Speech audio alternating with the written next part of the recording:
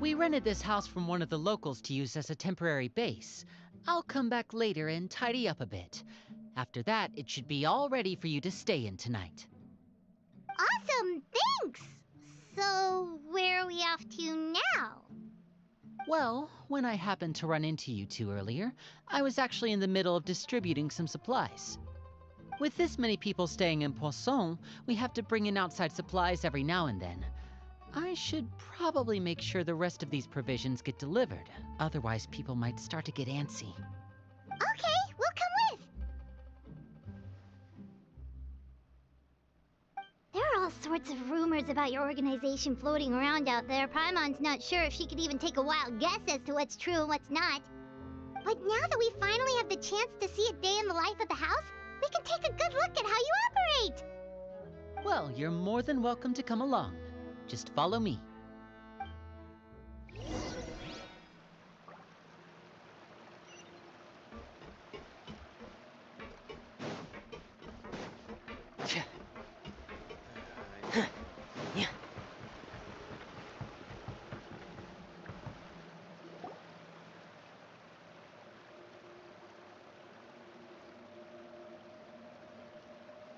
Linny! We're finally here. The supplies. I'm assuming you've... Brought them with me? Yep, here you go. Hello? Something caught your eye? It's the Traveler in Paimon! No way! Come here, everyone! Hurry! The Traveler and Paimon are here!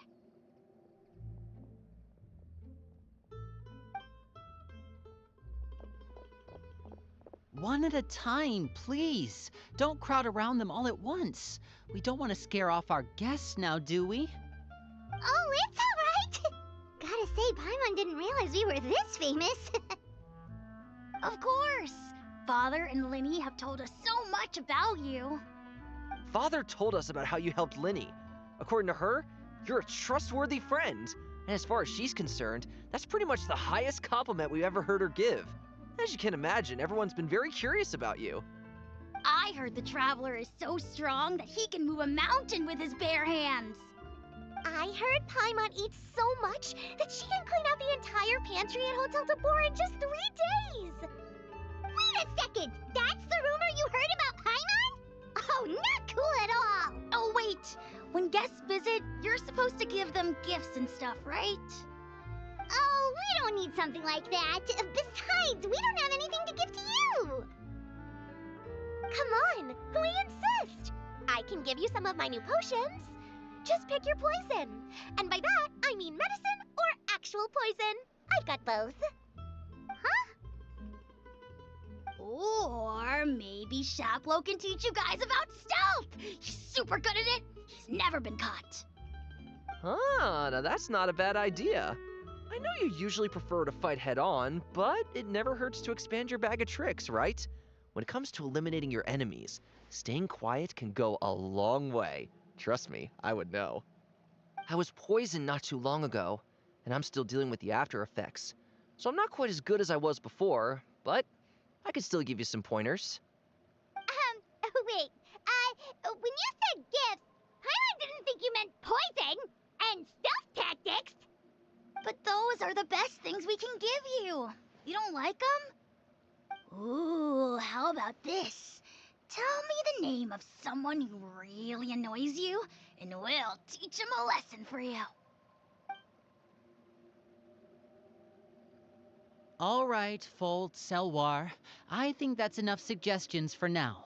When it comes to being a good host, it's the thought that counts. You don't need a physical gift to make our guests happy. In fact, pestering them with suggestion after suggestion might make them more annoyed than anything. I would say your enthusiasm has certainly gotten across. Really? Awesome! It's been so long since we've had guests to play with. If there's anything you need, just let us know. Yeah, especially if it's poison or something. I've got all sorts of potions for that.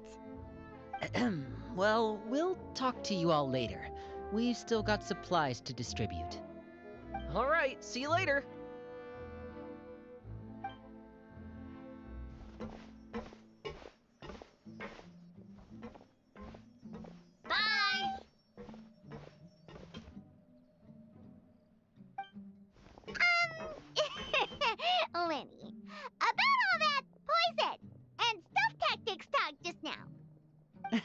Scared you, did it? That kind of talk comes with being part of the House of the Hearth. When Foltz was really young, he strangled all of his family pets, just out of curiosity. He was labeled a dangerous problem child and was abandoned by his family. Elwar has an unnatural obsession with potions. Father has forbidden her from trying all the different concoctions she comes up with, but she still tries to test them in secret. You really have to keep an eye on that one. Chaplot is around my age. While I'm mainly responsible for collecting intelligence, he handles surveillance. He's very passionate about his work and has no reservations about taking on some very difficult missions. I know you two probably aren't used to that kind of talk, but I can promise you they only had the best of intentions. Things like stealth tactics and developing different poisons, they really mean a lot to them. They were just trying to share the best of what they could offer, that's all.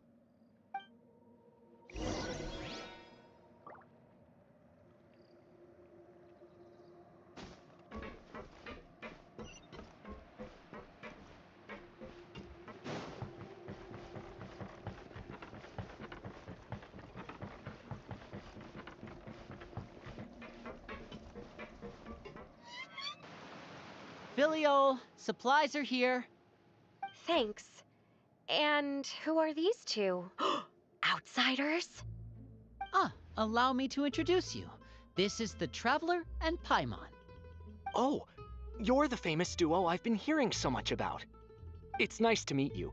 I heard you've traveled to all sorts of places. Is that true? Of course! We're making our way all across to that! Oh, good for you. You must be pretty familiar with Fontaine by now, then. Have you seen the new opera that started running recently? I think it's called... The 4,000 Thieves? Oh, this is the first we've heard of it. It seems like it's going to be fantastic. From what I've been able to tell from the posters, anyway. You should definitely check it out if you have the time. Oh, and there's the Blind Maiden, too. That one is supposed to have audience interaction. Seems pretty interesting. After this mission is over, I think I'll go get a manicure. Oh, maybe I should dye my hair. Wonder how much it'll cost. Is it just Paimon, or do these two seem much easier to get along with than the others? Looks like the House of the Hearth has some normal members after all. I heard that. Oh! Oops. I'm guessing you're referring to Foltz and the others? Yeah, we're definitely not all like them. I bet those crazies are practically foaming at the mouth right now. I'm sure they just can't wait to get back to Snezhnaya to carry out the plan. That's enough, Filio. Don't talk about family members behind their back, right? Whatever. Let's go. Guess this is goodbye then. If you ever have some time, we should go see the opera together.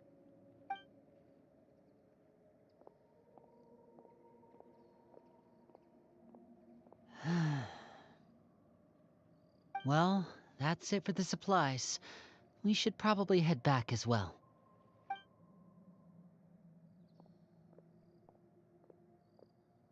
Well, they didn't seem too happy with each other. Seems like there could be something. You're right. We're only here as guests after all. Oh, Linny's getting super far ahead. Come on!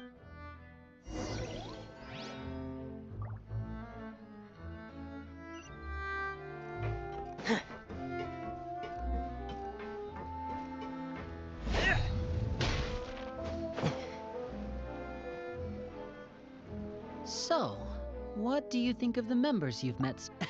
Well, Father is always encouraging us to be strong-willed and independent. So if there's one thing we've got, it's people who aren't afraid to speak their mind. Well, I should probably get cooking. Wanna join? Of course! Then let's head out and... Huh? Fremine? What are you doing here?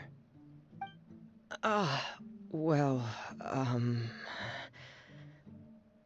Hey, nice to see you again! Oh, You too. I heard you're here as guests of House of the Hearth. Welcome. We were just going to make some food. Why don't you come along? I could use some help in the kitchen, and I seem to remember you mentioning you wanted to make seafood soup for the traveler in Paimon. Seafood soup? Oh, Paimon is drooling already. Were you looking for something just now, Fremine? Maybe I can help. It's nothing. I just wanted to see if there were any extra supplies. Yeah, we've got some left over. What do you need? Some food and water, and some clean cloth, if possible. No problem. Give me a second here.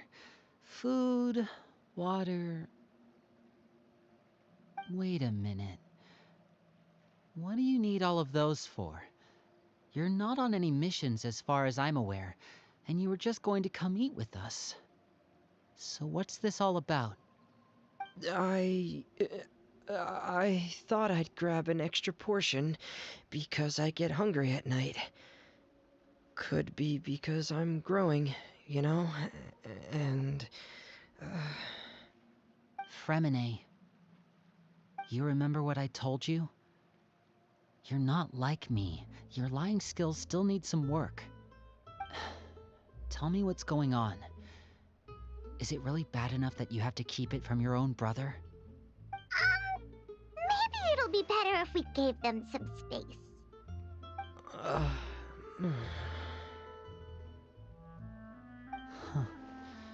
This is the first time I've seen that kind of look on your face. Whatever happened, does it have something to do with Father? Yes. Just follow me.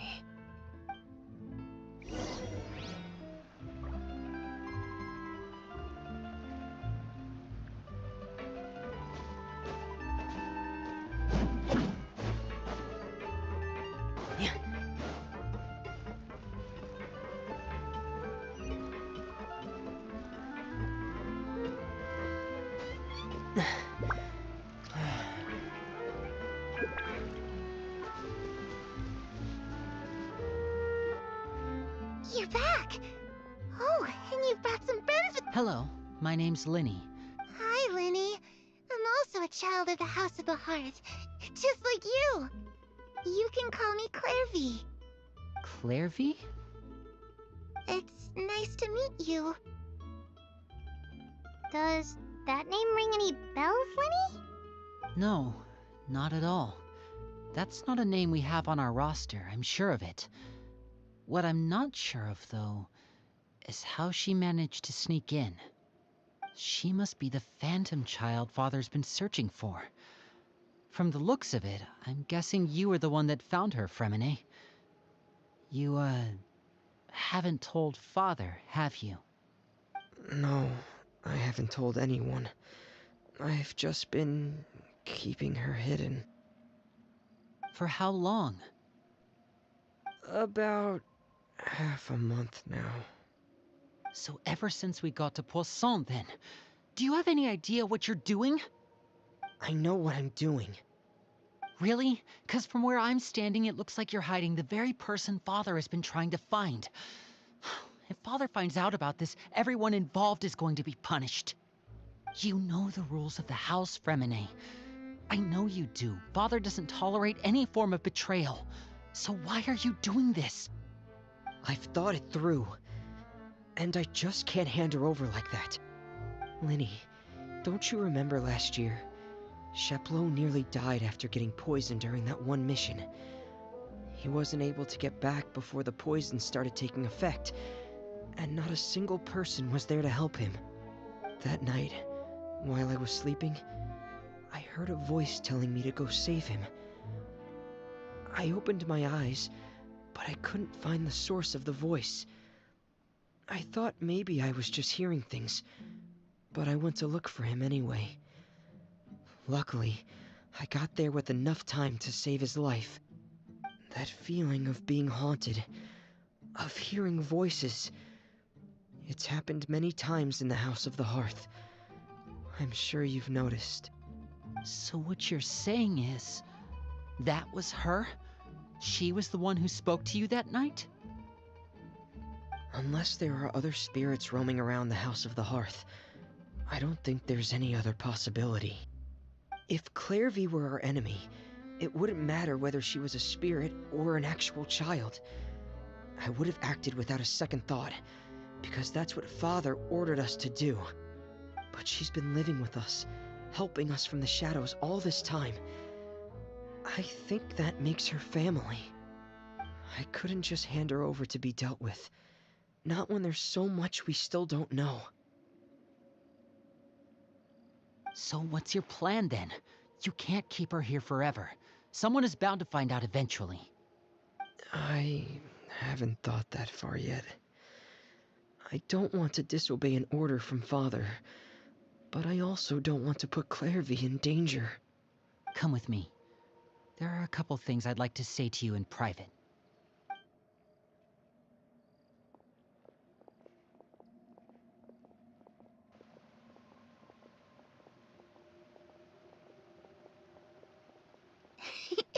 Those two sure care a lot about each other. Well, they got a funny way of showing it. From where Paimon was floating, it sure seemed like they were about to bite each other's heads off. No way! They have a really deep bond. I could tell right away, 'cause I also have a friend like that. I just don't know how long that kind of bond can last. The darkness in the house runs deeper than you can imagine. No one can get out alive. I'm sorry, Lenny. I really didn't mean to drag anyone else into this. Oh really? You didn't mean to? 'Cause I for one wish you did. Huh? What do you mean? You know, when we were younger, you didn't call me Linny. You called me brother, just like Lynette. We grew up together, the three of us. We were all orphans, all rescued by Father. Of all the siblings in the House of the Hearth, I think our bond was the closest.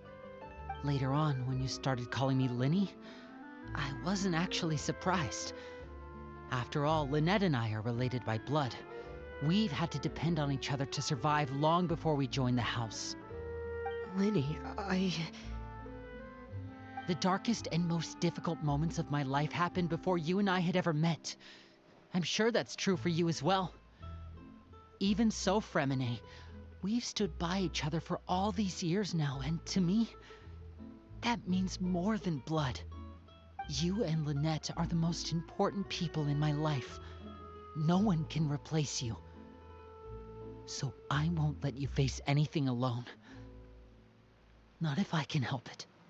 Oh, looks like things are getting kinda heated between Linny and Fremine. Maybe we should go check on them. Oh, it's raining. I should put my clothes away.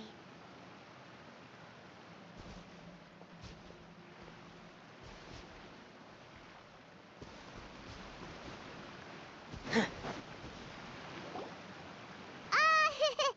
you two! Hope we aren't in... Oh, wait a minute, Fremine. Well, we're all friends here, right? We've been through so much together, so if there's anything we can do to help, just say the word. It's just a small family dispute. It's not something our guests should trouble themselves with. What are you getting at, Traveler? When guests are around, families are often on their best behavior. And any disputes are less likely to escalate. I just... Thank you. I was really hoping to keep you out of it. But even if I could think of some other reason to turn you away, I'm not sure I could convince you. I know things could turn dangerous, so I promise you this. From now on, I'll protect you like my life depends on it. Me too. Well, back to the matter at hand then. If we don't plan on handing Clairvy over to Father, then our only other option is to solve the mystery of her identity before Father is able to track her down. That means finding out where she came from and what she's doing here. Then we can send her on her merry way and pretend like none of this ever happened. I've tried that already. And? And nothing. I tried taking her somewhere really far away, but after some time, she just reappeared. She even came with us all the way to Poisson. It seems like wherever the house is, she follows. I don't know much about spirits. Do you two have any ideas? Let's see here. Paimon remembers hearing something like, if you fulfill a spirit's last wish before they died, they'll let go of whatever's keeping them here and return to the ley lines. Oh, it's just that Paimon doesn't really remember where she heard that, so it's not guaranteed to work or anything. Well, sounds like it's worth a shot. Guess that means we should go ask her about her wish. But first, Fremine, I need you to promise me something. What is it? I need you to promise me that this will stay between the two of us. We're the masterminds behind this whole thing. No one else gets involved. Can you do that for me? Of course. I promise. All right. Then let's seal the promise just like when we were kids. Fist bump on 3. Ready? 1, 2, 3. I swear.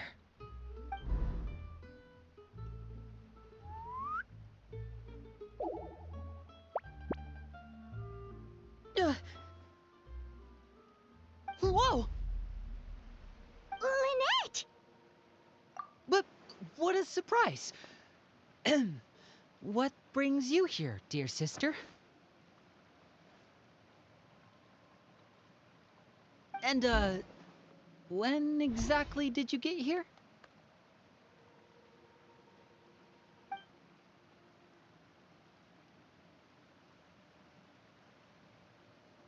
You're an idiot, brother. And you too, Fremine.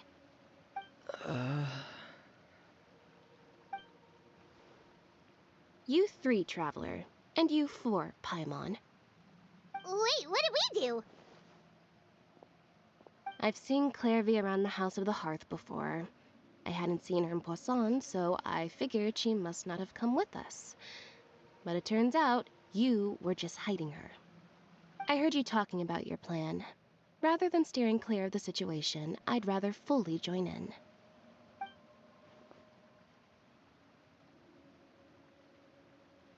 If you don't agree, I'll have no choice but to report everything back to Father. Simple as that. You're not giving us much wiggle room here, Lynette. Well, I guess we're all in this together then. After we talk to Clairvy, we'll figure out our next move. There's no time to lose. Let's go.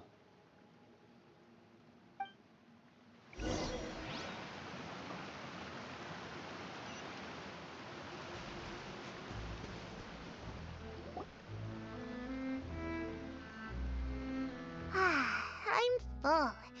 Thank you for bringing me this food, you guys. She said she's full, but the food doesn't look like... That's right. Still, when she's presented with food, she'll always... Does she know that she has already passed away? I've tried to ask her, but she didn't answer. My guess is that she's just as confused as we are. Or... maybe she couldn't understand the question at all. Clairvy, if you've got some time, I'd like to ask you a few questions. Sure. Oh, another new friend. Hi, I'm Clairvy. Hello. Clairvy, how did you join the House of the Hearth? Huh? Isn't it the same for everybody? The knave brings you here and then you can't leave. It's just that your name, it's not on the roster. And I've never seen you before. The roster? Oh, I get it now. I think there might be some things you don't know about this place. The people in charge, they're not as nice as they look. They say they keep a roster, but it's not complete. There are a lot of people who aren't on it, and never will be. In this house, some people are family, and other people are just test subjects. Those kinds of people aren't ever going to get a place on the roster, unless it's the roster of people who've been executed. Wait, does that mean the knave... she... Is there anyone that can vouch for you? Perry. She's my best friend. She's the only one I trust in this place. Have either of you heard of that name before? No. Me neither. Clairvy, Perry. Neither of those names are on the roster. But it seems like she's telling the truth. Either that, or this kid's already got a bag of tricks bigger than mine. Maybe we should try a different approach. Clairvy, do you have a wish? A wish? It can be anything you want. Just imagine. It's your birthday, you're blowing out the candles, and your wish is...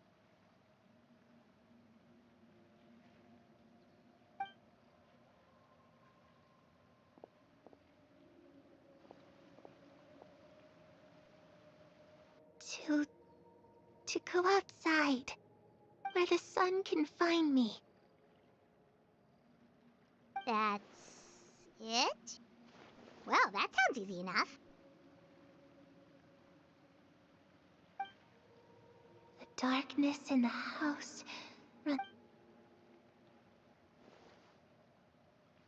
Okay, time to divide and conquer.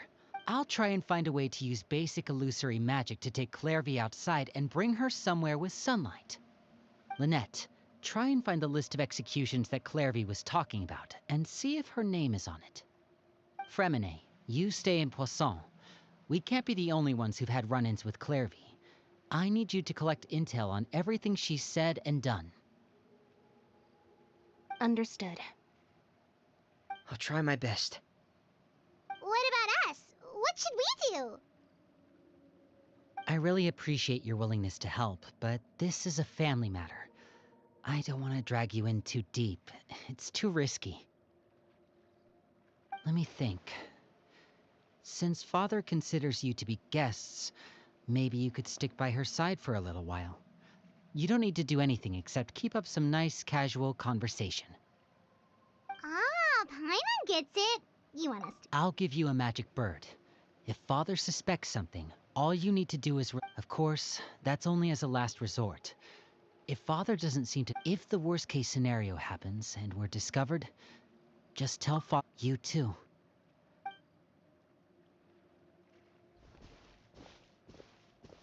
I really hope this goes well. No, it has to go well. That's the only way this can get resolved.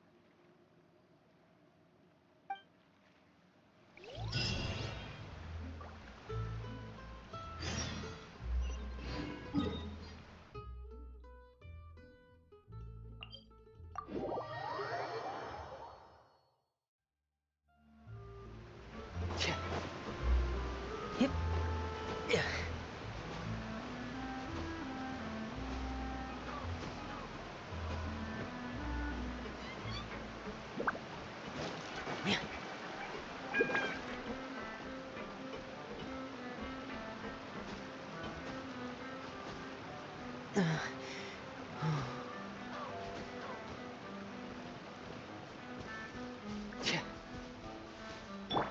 Obey!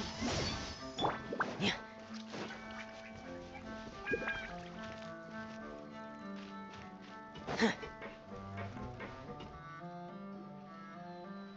It's the knave! And... child! Hey, aren't you supposed to be in Snezhnaya recuperating? What are you still doing in Fontaine? Oh, it's you two. I didn't expect to run into you here. I was unconscious for quite a while after the fight in the Primordial Sea. After I woke up, I realized I was being taken back to Snezhnaya, and well, I couldn't have that now, could I?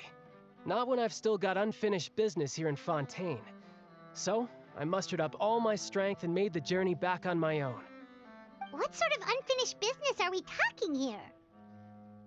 It has to do with Skirk, my master.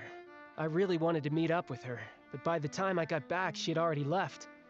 I still have so many questions for her. Without any other leads, all I could do was ask the knave to help me track her down. She must have left behind some traces from her time in Fontaine. Oh, okay, so have you found any clues? Unfortunately, no. While the House of the Hearth is adept at collecting all manner of intelligence, certain existences can still manage to escape our purview. Basically, unless Master feels there's a need to meet with me, she's not going to be found. But that problem has an easy fix. I just need to become stronger, and then... Paimon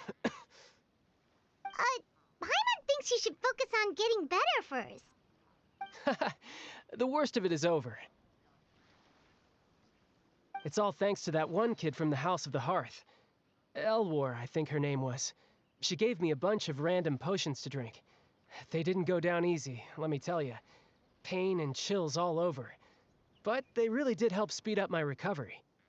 And that's good, because it looks like I really do have to head back this time. The old man's been putting the pressure on me.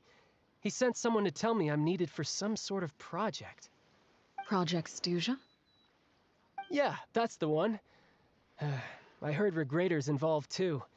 I'm not looking forward to having to listen to all his monologuing, that's for sure.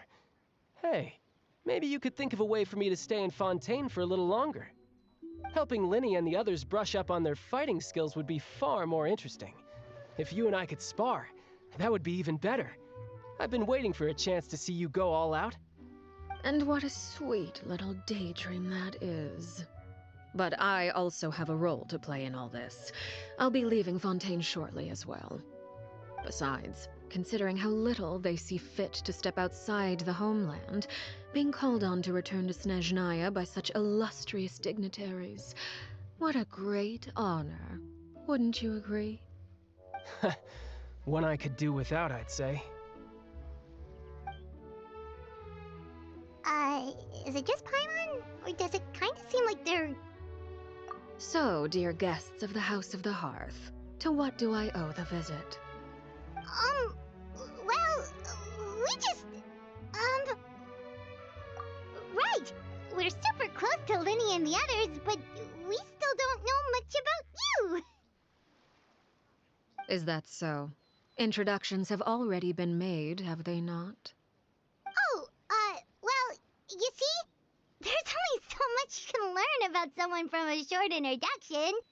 At least tell us something a little extra, like...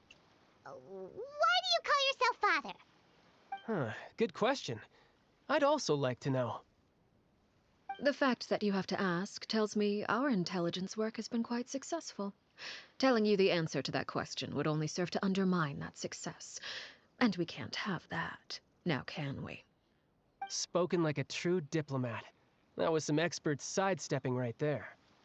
Well, if there's nothing else, I think I'll take my leave. I still have a small matter to resolve at home. Wait, don't go!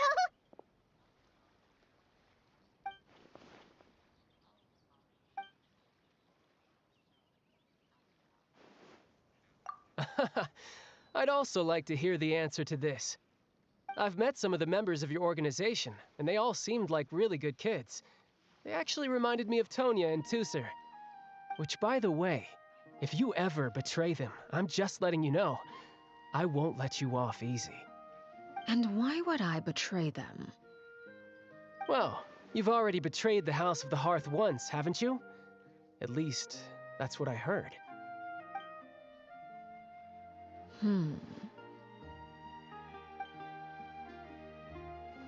Okay, I admit. That's just what the old man told me. The rooster, I mean.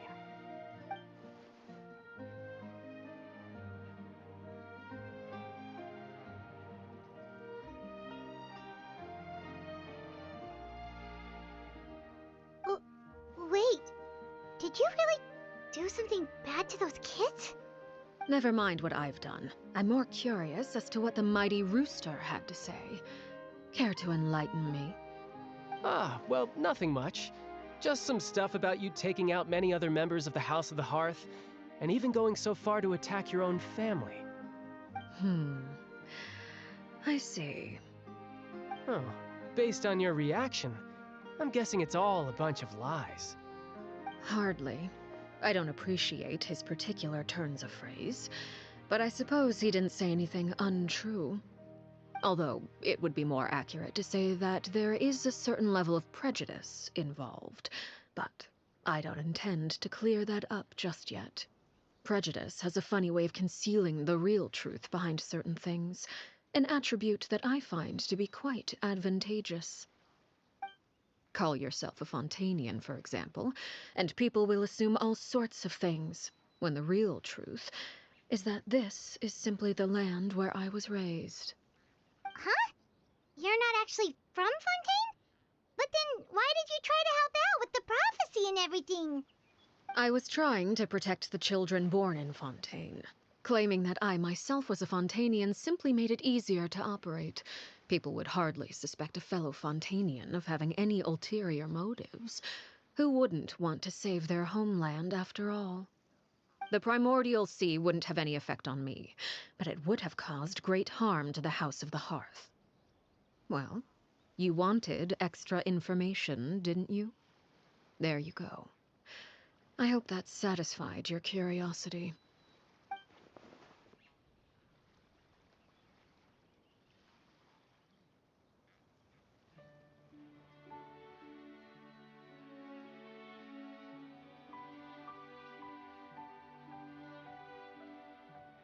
So, you stayed in Fontaine for the kids.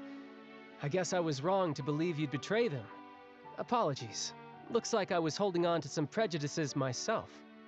Good. Like I said, I like it when others have misconceptions of me. Actually, while I was recuperating at the House of the Hearth, there was something else that really caught my attention. I heard that members always resolve disputes and arguments with a friendly spar, and the loser has to back down. Seems pretty cool if you ask me. Would also give them plenty of opportunities to hone their skills. Well, that's only a recent development. In the past, such spars weren't nearly so friendly. The losing party would lose everything, including their life. They were that high stakes? Whew, at least that's not a thing anymore. Well, the current atmosphere's not half bad. I'm a bit jealous, actually. You've got so many family members around you, and you even get to live with them. Having a lot of family around means dealing with a considerable amount of bickering and scheming. Once Tonya and Tusar enter their rebellious phase, I'm sure you'll understand. Just imagine. Tusar becomes obsessed with plucking out strands from the rooster's mustache, or Tonya decides to dye her hair 42 different colors. Okay. I get the picture.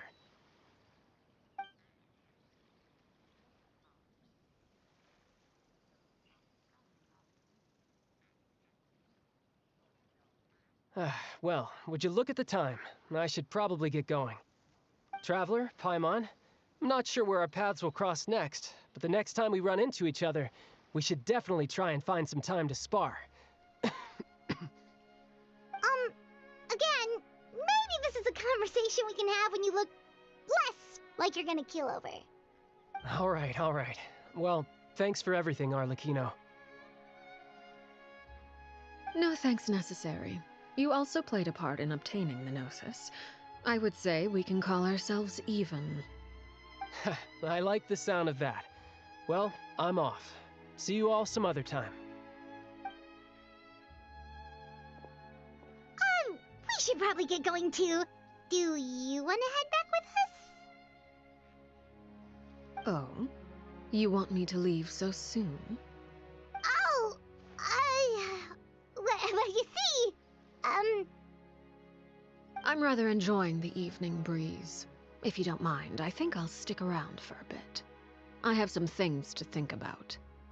Apologies for not attending to you like a proper host. Please forgive this slight. I do hope you'll have a pleasant stay. We managed to keep her distracted until nightfall.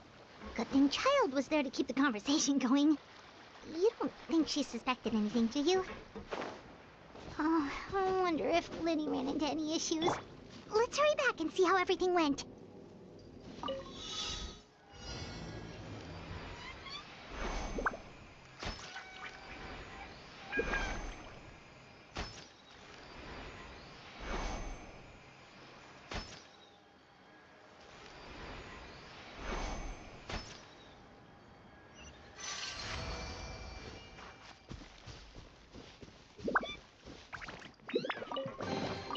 If it doesn't ruin it...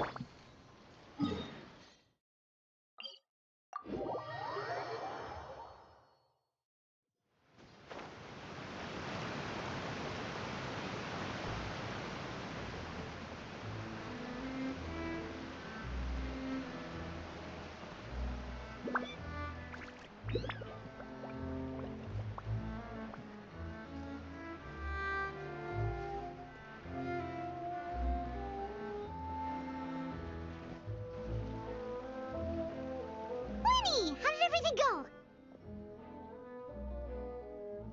Well, long story short, we ran into a small... Everything was fine at first. She followed me up to the surface just like I told her.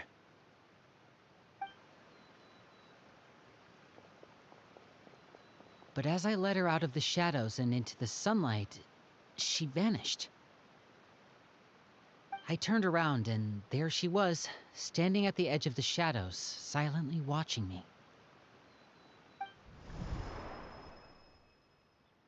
Huh. Maybe she's afraid of sunlight, or... No, it wouldn't be her wish if that were the case. Well, we could always try pushing her into it. Oh, true. I've pretty much tried it all already. Nothing worked. Eventually, the sun went down, so all I could do was bring her back here. How did it go with you, Lynette? Good. I've got the list. It's right here. Really? Well, what are we waiting for? Let's take a look!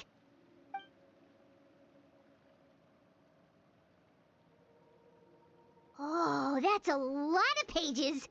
Oh, it's gonna take forever to get through it all. We can each take a section. Here. La Pouillade, L'Endroit, Chambel, Horaire.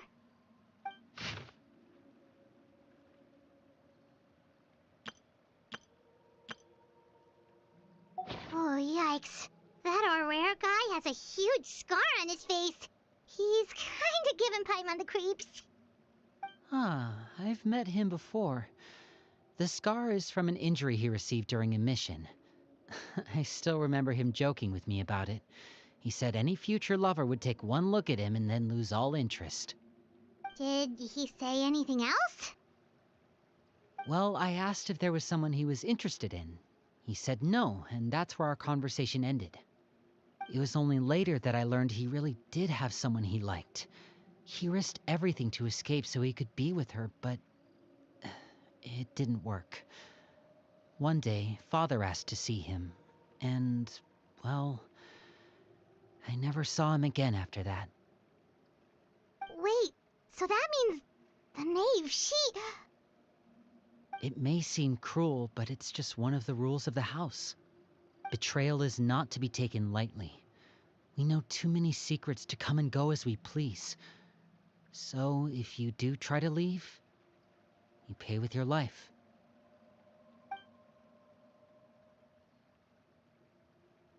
Her name's not here, huh? Well, that's not too surprising. It doesn't seem like this list is complete. It only contains records dating back around 5 years.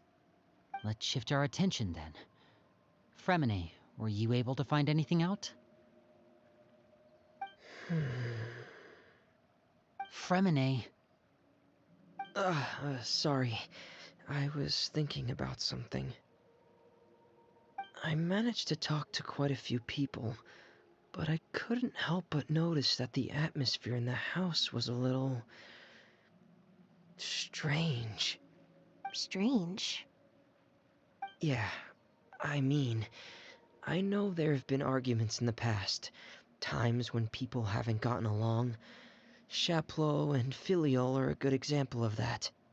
Oh, those are two of the people that we met while delivering supplies.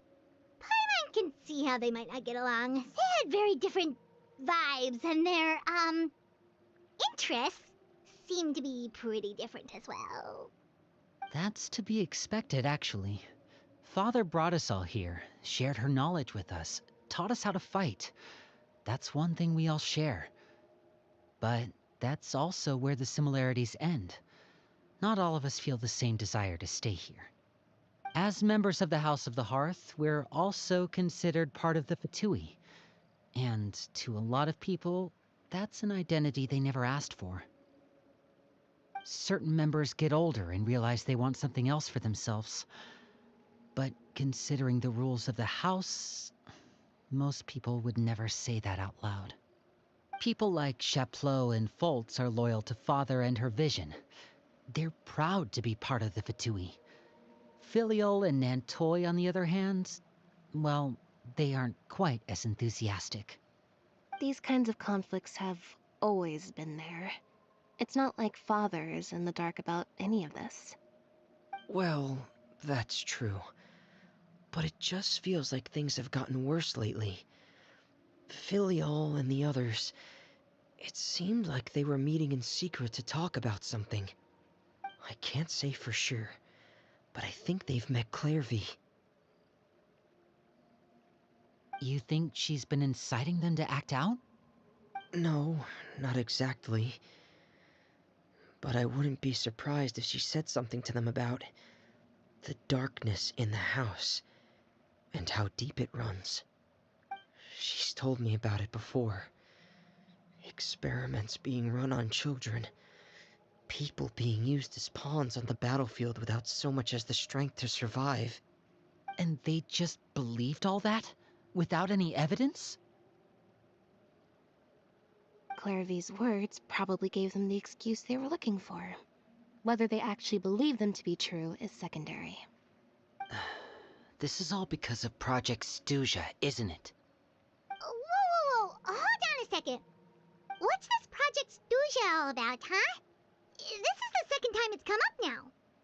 Sorry, but I'm not sure of the details either. I only know what Father has told us, which is that it's something the Rooster and Regrader have been working on together. Apparently, it has to do with the Fatui's strategic plan for the future. Because the House of the Hearth was so successful in obtaining the Gnosis, we now have the honor of playing a key role in Project Stuja. Wait, but isn't that a good thing? Key role is just another way of saying dangerous role. To us, the whole thing is an inconvenience. Father thinks so too, but she's in no position to refuse. Their plan isn't exactly unreasonable, and they've been funneling the house a lot of funding. It's just that we'll lose a lot of members in the process. Participating in the plan, it's an honor in name only. What they're really trying to do is subdue us. The existence of an intelligence organization outside their control makes them feel uneasy.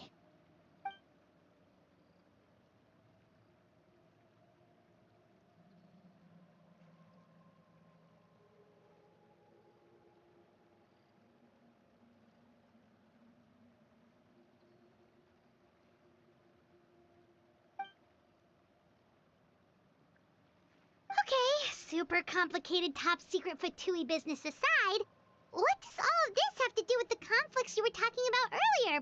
Paimon doesn't get the connection. External pressure has a way of exacerbating internal strife. You can't overlook the power of fear either. People are afraid of dying, and that fear is often the impetus for a lot of stupid decisions. I thought resolving the Clairvy situation would make everything go back to normal. But it looks like things are more complicated than I thought. If we leave Filiol and the others to their own devices, sooner or later, Father will be forced to take action. We can only focus on one situation at a time, brother. You're right. Even if we confront Filial and the others, it won't do any good. It might even make matters worse. We should focus on Clairvy for now. Well, it's getting late. We should head back and get some rest. We'll try again first thing tomorrow. Lynette, you stick with me this time. Fremine, keep a close eye on Filial and the others. Good work today, everyone. Have a good night, and I'll see you tomorrow.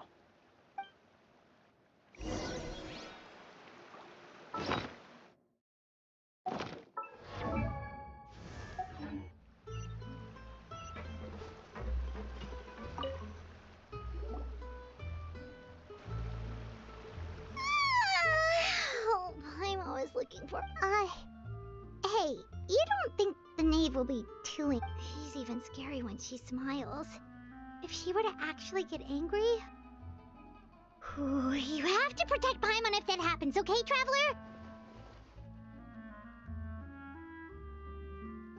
Oh, well, in that case, we should just plan on running away. We'll grab Linny and the others and we can make a break for it as fast as we can. Look! Look over there! Quick! Let's catch up with her before anyone sees!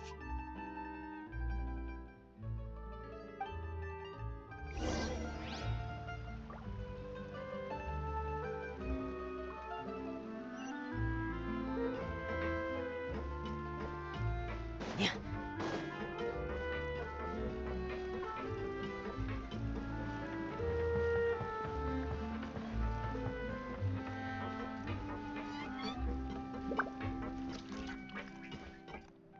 Over there!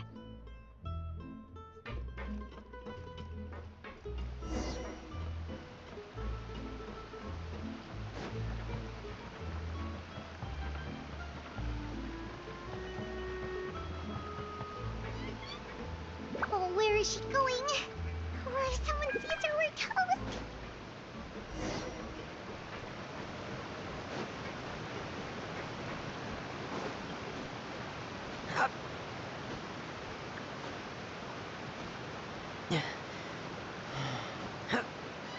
Oh, look!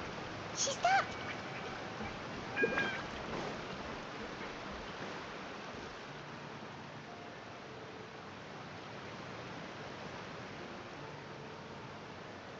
Clairvy! Shh. I opened the window while no one was looking. Look how pretty the outside is. If only I could have more than this. You probably think I'm being silly, huh? All this hopeless resisting. It's better to dream of what I could have than try to make it a reality, right? Please, help us get on the same page here, Clary. We need you to tell us what you know. Can you do that? Sure. Although, after you hear all this, I think you might regret that decision. Everyone in this family is nothing more than a tool, something to be used and exploited. We're all expendable, including me. As long as you're useful, you get to stick around. Lose your value, and you're handed over to the doctor, experimented on, and given a fate worse than death. I've seen it happen again and again, and I've had enough. You're saying the knave did all that? It's just, that doesn't seem like something she would do. She's scary and all, but it seems like even she has lines she wouldn't cross. I knew you wouldn't believe me. Everyone thinks she's a good person. They all think of her like a real mother. Mother? But she doesn't deserve that title. She's disgraced it and tarnished it. And if I had things my way, I'd never see her again. If only Perry were here, she'd understand. Perry? There's that name again. Also, Paimon's getting a strange feeling. It almost feels like she's not really here with us. Paimon can't tell if she's actually well, in any case, It seems like she really needs someone to talk to. We should keep her company for a little longer. She looks so young. But it seems like she's been through a lot. It's getting windy. I should close the window. Ooh, look at the moon. Isn't it pretty? Hey, wanna hear a secret? I heard that Perry and I promised each other that once we're older, we're gonna go see it together. But I can't find her. I'm worried she's also been... No, that wouldn't happen to her. She's special. Mother likes her a lot. I should really go talk to Mother, but we just fought. She doesn't want to see me, and I'm too scared to face her. What should I do?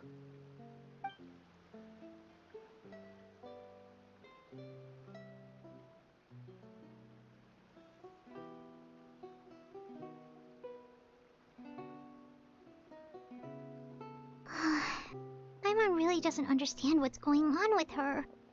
Well, let's head back. We've got an early morning tomorrow.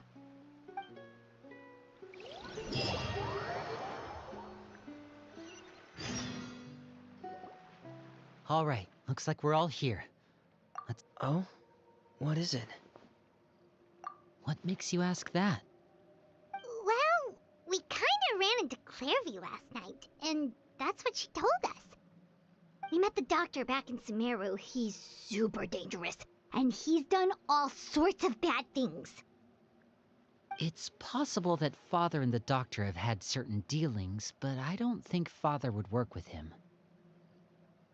We're not really on the same side, so there's not a lot of trust between them. That doesn't exactly set the stage for a successful partnership. I did hear, though, that when Father first became a Harbinger, the Doctor offered to work with the House of the Hearth. Father rejected most of his proposals, except for one. It had to do with some sort of secret experiment. Secret experiment? Could that be what Clairvy was talking about? I don't think so. I don't know any details about the experiment itself, but I do know it's an entirely the details of the experiment. I know you don't agree with some of the Fatui's methods, and I'm not Alright, that's good to hear. Clairvy seems to think the knave and the doctor... It's just that... It doesn't seem like the easiest thing to do would be just ask the knave directly. Father didn't come back last night. She's Lynette, you're with me. Fremine... Alright.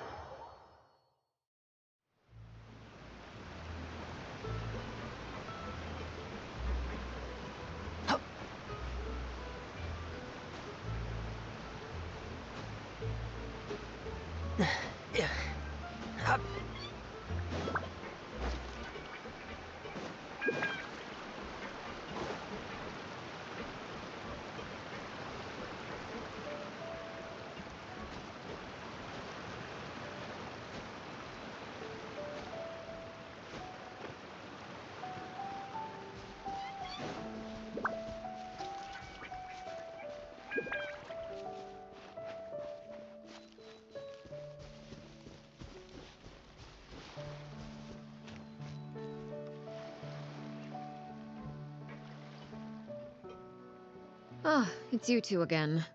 I must say, you look a bit pale. Did you have trouble sleeping last night? A little. Perhaps if you had less on your mind, you'd be able to absolve yourself of such troubles. So what are you planning to do now? Catch up on some sleep? Or should I give you some time to rack your brain for a topic to discuss before I ask any questions? Although I must profess to being curious. Without Child here, how do you plan on distracting me? Us? Distract you? A good one. But no, we were just here for a chat. Looks like you could have used some extra time to think. No matter. If you don't have any other plans, why don't you accompany me somewhere? Don't worry. I'll be sure to steer clear of any scheming children. The ocean breeze is sure nice today. Children always think they can hide things from the grown-ups. But nothing gets past me. Least of all a little scheme. Well, I'll leave you to think things over. If you're so inclined, meet me outside the Palais Mermonia. Good things come to children who do as they're told. So I do hope you decide to tag along. If only for your friends' sakes. What should we do? She clearly knows about everything we've been doing, and Paimon doesn't think it'd be a stretch.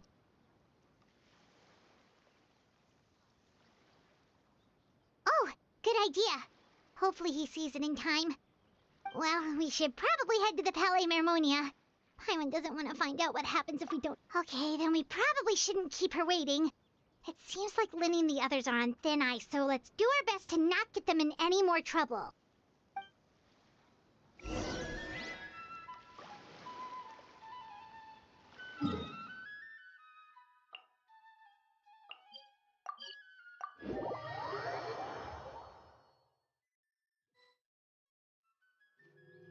Seeing as we still have some time before my meeting, we might as well enjoy some pleasant conversation while we wait. I'm glad to see you get along with my children.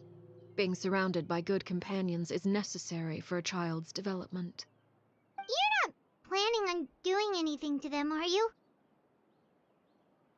I assume you're referring to Lenny, Lynette, and Fremine. Although, there's that situation with Filial and Nentoy as well. It appears quite a few people have been acting out lately. No matter. I'm not one to discriminate. All those who betray the house meet the same fate. There are no exceptions. Does that mean you're going to kill them? Oh, are you here to beg for their lives? I'm sorry to disappoint, but the rules of the house change for no one. In my organization, everyone is responsible for their own actions. But don't you care about them at all? They really respect you. They even call you father. You must feel something for them. Any organization in which feelings come before principles is one destined for ruin. The House of the Hearth is hardly an exception. You could say our principles are more stringent than most. Perhaps I can offer you this consolation at least. As our guests, you two will not— I would imagine Linny, Lynette, and Fremine will be able to keep their lives. As for Filial, Nentoy, and the others, I'm afraid there's little I can do. They can try to escape, but once you know our secrets, there's no getting out alive. But that's awful. Ah, you seem concerned. Out of consideration for my guests, I suppose I could turn a blind eye for a little longer. If Linny and the others manage to dispose of Clairvy in the meantime, all evidence of their wrongdoing will be lost. In that case, I could hardly punish them for something I couldn't prove. If their efforts are unsuccessful, on the other hand, all will be held accountable, and the punishment will be severe. Of course. Oh, and here, I believe this belongs to you. Do try and keep better track of it next time. It takes a considerable amount of time to train a bird like this. It would be such a pity if you were to lose it. Permanently. Wait, where did you get that? Well, I'm afraid that's all the time we have to chat. Now, for the matter at hand. I asked you to meet me here because I have business at the Palais Mermonia. It has nothing to do with you, but I think it would be prudent for you to stick by my side for the time being. There will always be time later to run off and tell Linny what you've learned. Well, time to go. Looks like we wrapped things up just in time.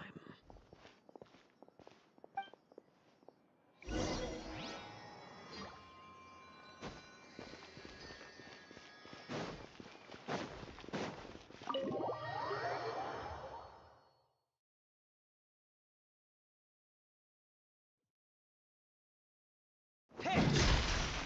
Frost is coming!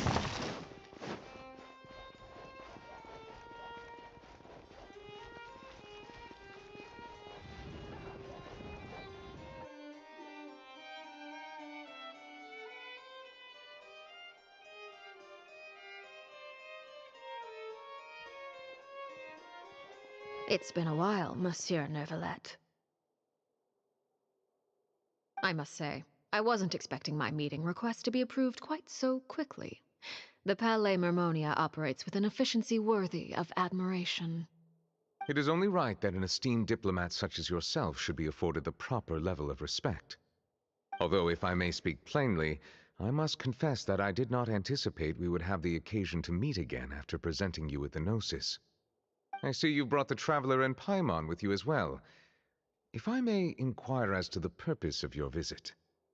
I'll be departing Fontaine shortly. There is, however, an outstanding matter that I would like to see resolved before I go. It requires a rather lengthy explanation, I'm afraid. So I took the liberty of explaining everything in this proposal. Please review it at your leisure, Monsieur Neuvillette.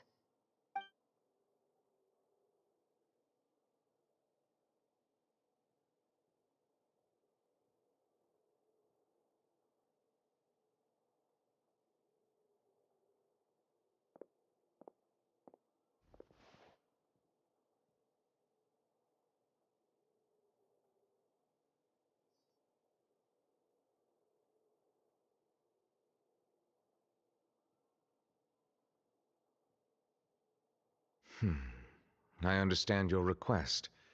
However, at the risk of causing offense, I must admit that I fail to see why you would wish for such a thing. I heard you have a certain fondness for water tasting, Monsieur Neuvillette, so allow me to use water as an analogy. A family is like a large body of water with countless rivers flowing in and out. As someone who watches over this system, I would hope that each river that flows from the source will eventually reach the ocean. Of course, objectively speaking, I know this is impossible. Most of the rivers will dry up along the way, disappearing into the ground and leaving nothing but a barren riverbed behind. Not all rivers are destined to reach the ocean, but I would not see their existence rendered meaningless. I believe the water that flows within them is simply meant for a different destination, like a field in need of irrigation. Or perhaps the glass of a certain water-tasting enthusiast. Did you get— Your words paint an optimistic picture indeed. Allow me to remind you, however, few among us are willing to sip from a glass filled with tainted water. It may have been tainted at one point in time, but not to worry. I'll make sure it's strained of all impurities and returned to its cleanest form.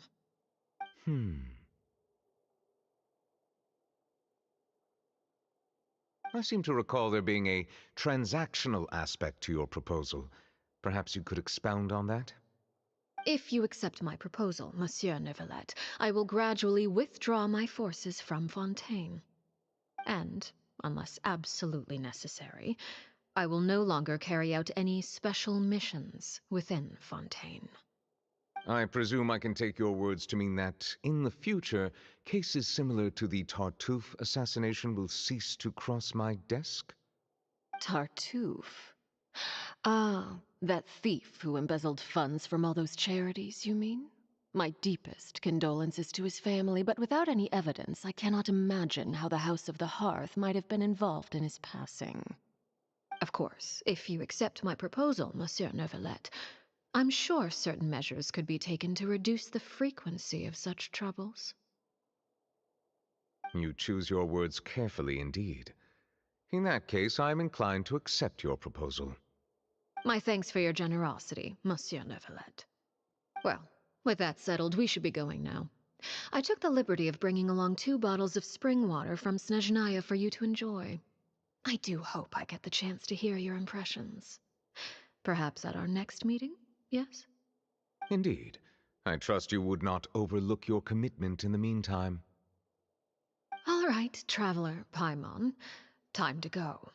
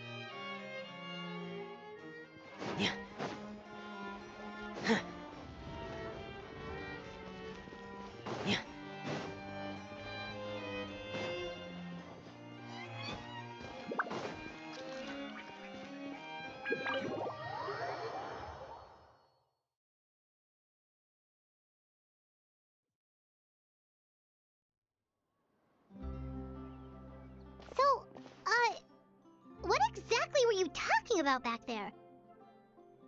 Paimon only heard you mention some rivers, a large body of water, and then some kind of irrigation scheme. You really want to know? I would imagine there might be more pressing concerns at the moment. Winnie, Paimon really hopes everything's going okay.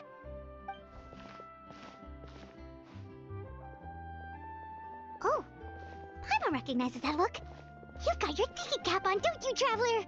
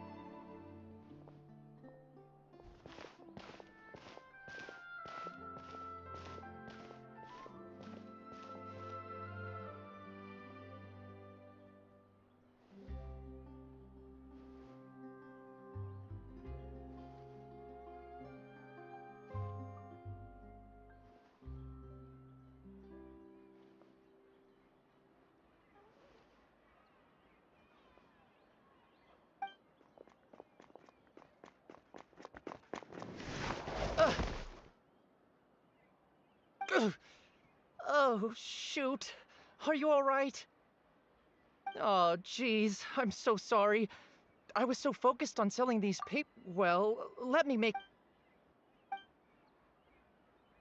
Oh, you don't have to give... Please, I want to. It's my fault, really. What's going on here? Nothing much. I just ran into your friend here on accident. I should probably get going, actually, so... Hold on. Of course, I'm happy to compensate you with Mora, it's just... I don't have any on me at the moment. I'll take 3 papers. Here. Your payment. Oh! Thank you for your patronage. May the Archons bless you with good fortune. If only I had the chance to run into such generous customers every day. I should probably just take on a smaller inventory though, right? I'm getting married soon, so sometimes it's hard to not get ahead of myself. Anyway, I should head out. Goodbye! Well, now that my affairs are settled, we should take the boat back to Poisson. Actually, why don't we... Paimon just realized how hungry she is. She can't head back to Poisson on an empty stomach.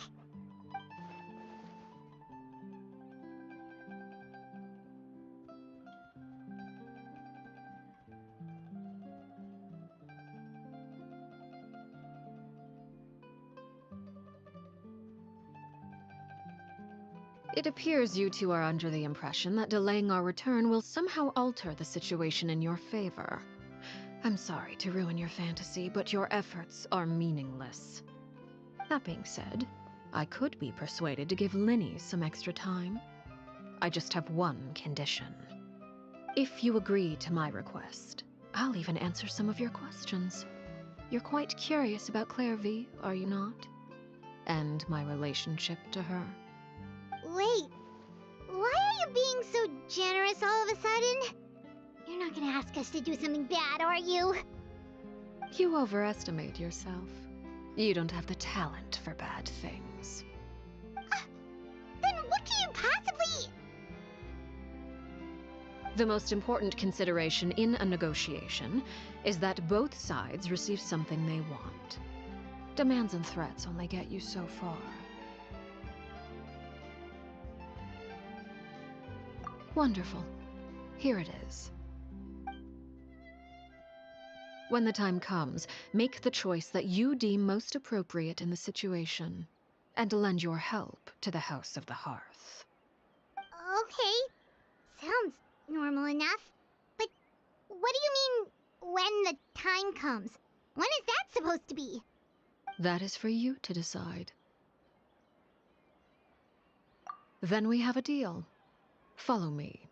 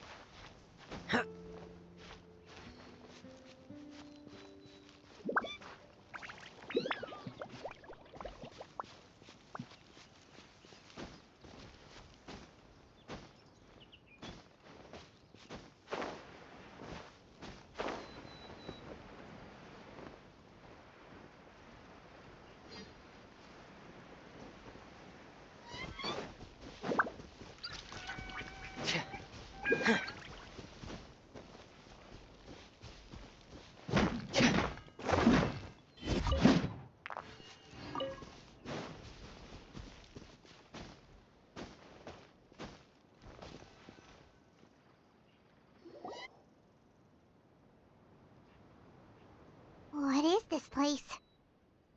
Somewhere long forgotten by everyone. It used to be a grand building. Now it's nothing more than a pile of rubble. No one comes here anymore, nor does anyone care about what once happened here. Although, this place does have something to do with the story I'm about to tell you. It was before I became a Harbinger, and before Linny and the others joined the House of the Hearth. Due to certain events, I first killed Clairvy and then her mother. And this is where it all happened. You were the one that killed Clairvy? Patience now. Allow me to explain Clairvy's side of the story first. I'll start from the beginning. Clairvy was 6 years old when she was brought by her mother, Crucibina, to live in the House of the Hearth. From the outside, it seemed like a fairy tale. A thriving family made up of kind adults and friendly children. Crucibina was the knave at that time, and the House of the Hearth was under her control. She was Clairvy's mother by blood, but she was also the mother to all the children in the house. Clairvy was happy here, for a time. But she quickly realized that being part of this family wasn't a fairy tale at all. It was a kind of purgatory. Purgatory? Exactly. The House of the Hearth takes in war orphans from all over Teyvat. But as for how to raise them, that depends entirely on the person in charge. Crucibina came up with a novel idea. She would teach the children to fight, force them to duel each other, and then crown as the king of the house the child who proved themselves most worthy of inheriting her title. It's difficult to estimate the number of children who died or were maimed in the process. There's little I can say about the ones who died. The ones that emerged with permanent injuries, on the other hand, well, they still served a purpose. They would be handed over to the doctor to be experimented on, or sent away on dangerous missions. Nothing more than tools to be used and then discarded. So So those were the experiments Clairvy was talking about. But what actually happened to her? You said that Clairvy was Crucibina's daughter, so if Clairvy tried to convince her to stop what she was doing, Crucibina probably would have listened, right? Despite being Clairvy's mother, Crucibina cared little for her daughter. She forced Clairvy to join the House of the Hearth only as a means to demonstrate her own impartiality as a mother, to prove that she treated all her children equally. Clairvy did try to convince her mother to change her ways, but it was to no avail.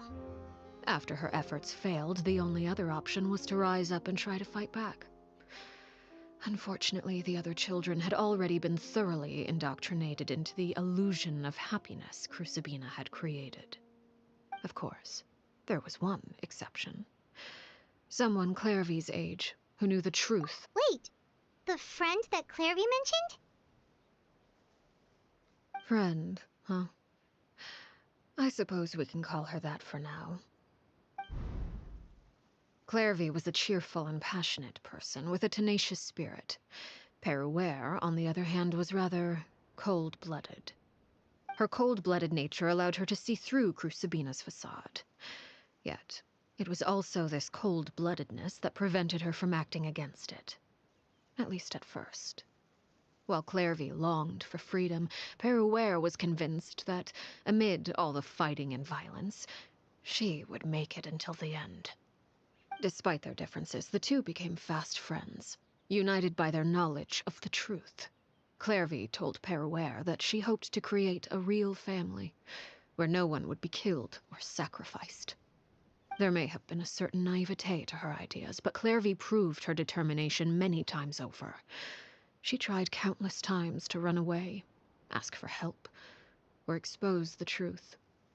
But her efforts only earned her beating after beating. The only thing that kept her going was her strength of will. Even with her body racked with pain, she would still stand on her tiptoes and open the window at night. She and Peruere would look out at the moon together, a fierce longing for freedom shining in her eyes. But one day that light simply vanished. Oh no. What happened?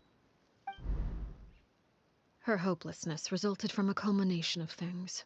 10 years had passed. 10 years worth of failure after failure. She and Peruere weren't children anymore, but finding any chance to escape still seemed as hopeless as ever. It was during this time that Peruere suggested a new plan. If escaping was out of the question, why not take down the very person sitting on top of this throne of lies? Mother herself. Clairvy rejected that proposal. She claimed that, as a famous harbinger, Crucibina possessed an unimaginable amount of power. Trying to kill her would have an incredibly low chance of success. Clairvy never gave another reason, but Peruere could see it written all over her face. Clairvy still thought of Crucibina as her mother. Killing her own flesh and blood was a line she couldn't bring herself to cross.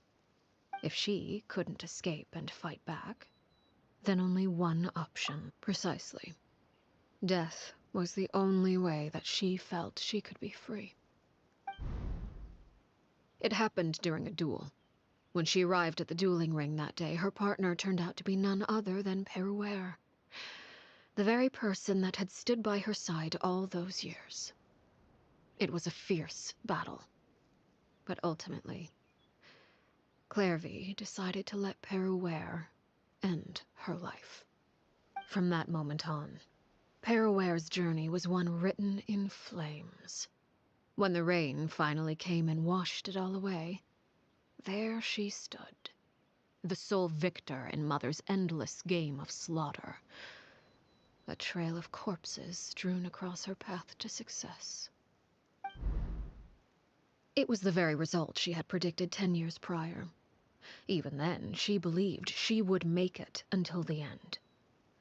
She wasn't surprised by the fact that she emerged as Mother's undisputed heir. Rather, her success left her with an inexplicable sense of restlessness. She was unsettled, and there was only one thing that could quell that sensation. Perhaps you two would like to take a... Crucibina, you mean? But... Correct. This is the place where Peruware killed her best friend. A mere year later, this is also the place where she fought tooth and nail to kill the mother they shared. The moment she acted, any conception of what was right or wrong ceased to matter. It's one of the principles of the house. Only those who survive get to write the rules. Peruware won the battle, and became a harbinger herself. After which Her Majesty, the Tsaritsa, bestowed upon her a new name. Arlecchino. So the Perry Clairvy was talking about... It was you all along. I left that name behind long ago. I must say, hearing it now does bring back memories. After I defeated Crucibina, the moniker of Mother died with her. I chose to forego the title she called herself, and even chose to give up my own name. I rebuilt the House of the Hearth under a new identity. Not only as Arlecchino, but as father. And that is where the story ends. Any more questions? Yeah. Based on what you just told us, Clairvy wasn't a little kid when she was killed. So the Clairvy we met... Was she really a spirit at all? I suppose you could call her an illusion born of flame. Her existence is like ashes to a fire. Something left over in the wake of blaze and ruin. You see, a certain power runs through my veins. It's not, of course, the chances of those shadows morphing into a Clairvy died when she was 16 years old. But what emerged from the flames was her 6-year-old self. Her appearance wasn't the only thing affected. Most of her memories were lost to the blaze as well. Memory is a mysterious thing indeed. Losing a portion of your memories will alter your sense of self.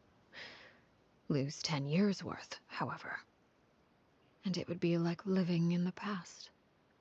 Like returning to a version of yourself that never grew up. No wonder Paimon got such a weird feeling when we were talking to her. Perhaps I should put it this way. Clairvy is someone trapped in time. It may seem like she exists with us in the present, but she truly lives in the confines of her own past. So if all of that is true, then you must have known about Clairvy for a long time. Indeed. She's a rather volatile and unstable entity. Sometimes she would look after the children. She's even saved some of their lives. But other times, she would hide from me and become obsessed with revealing the truth about the house to anyone who will listen. Shadows don't have the capacity to learn or grow. Any new information they encounter is quickly forgotten over time. Your attempts to expose Clairvy to sunlight. They failed, yes? The reason is actually quite simple. In Clairvy's mind, the house is impossible to escape, and it is this very perception that traps her there. But no matter. All I have to do is kill her again, and all will be resolved. I don't anticipate so much as a single speck of ash will be left behind this time. Wait! Paimon can understand why you might want her gone, but isn't there another way? So what if she's trapped in her 6-year-old self? She's still your friend! At least talk to her first! It's too late for that. She broke the rules, and now she must be punished. That goes for Filial and Nantoy as well. She's had quite the effect on them. I hope you understand. The difference between Crucibina and myself lies in our formulation of the rules, not our policy. Is this really what you want to do? Whatever could you mean? Don't you want to say a proper goodbye at least?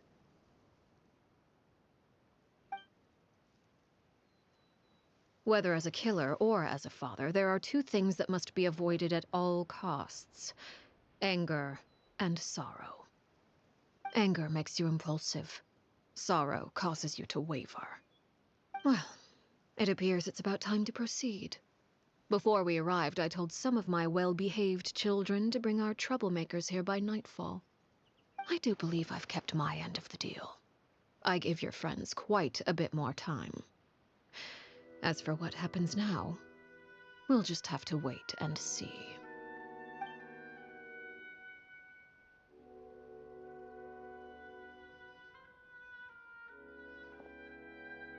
Here they are, Father.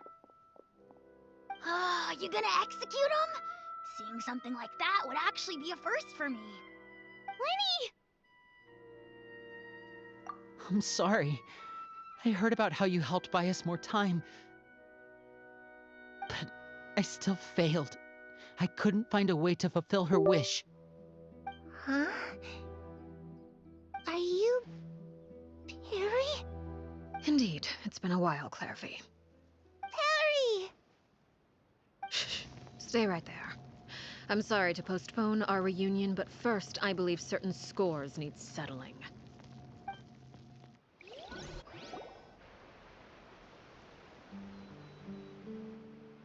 Father, let me explain.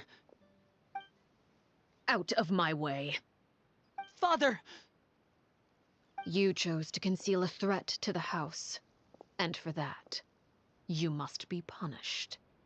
Overall, however, I suppose your wrongdoing is hardly the most egregious of the bunch, so I'll deal with your punishments later. As for right now, the more pressing concerns are the traitors among us. By traitors? Do you mean us? Father, let me explain. We didn't mean to... Fultz, why don't you share what you heard? Yes, Father. Secret Midnight Meeting number 3. Participants, Filial, Nantoy, Sato, Toddy. Nantoy clearly said, if only Father wasn't the one who took us in. Sato added, I'm sick of this life. I just want to live as a normal person. Filial was the worst of them all. She called us crazies and said a bunch of mean things about Father. I did not! You're lying! Fultz is trying to frame us! It's not like I'm the only one who heard those things. After that, you and Toddy and a bunch of other people started talking about we're birds locked in a cage. The only way out is to You little. You just want me gone, don't you? What did I ever do to you, huh? And you, Sheplo, have you forgotten who stood by your sickbed, watched over you, and changed your dressings? You're wrong, Filial. We don't want you to die. You're our family. Liar. You wouldn't be doing this if that were the case. So why? Why have you backed us into a corner? We all live in the House of the Hearth. You know the type of work we do, Filial. A single betrayal can cost dozens of us our lives. It's not like it's never happened before. That kind of thing is hard to forget. That's why the House of the Hearth cannot tolerate any form of betrayal. Ever since we came to... You've been spying on us for half a month? Wait a second. Filial, Nance, I owe you both my life. I owe Clairvy too. If this were any other situation, I would do... Why? Why? That's enough, Filial. We made a mistake, and we should own up to it. We broke the rules, plain and simple. And now we have to face the consequences. I'm sorry, Sheplo. Fultz. I'm sorry, Father. We...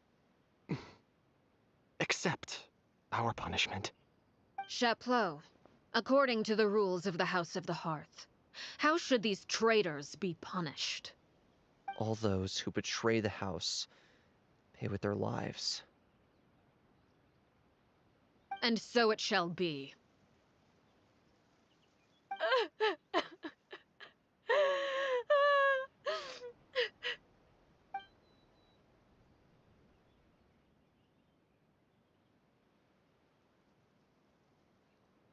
Father, please wait!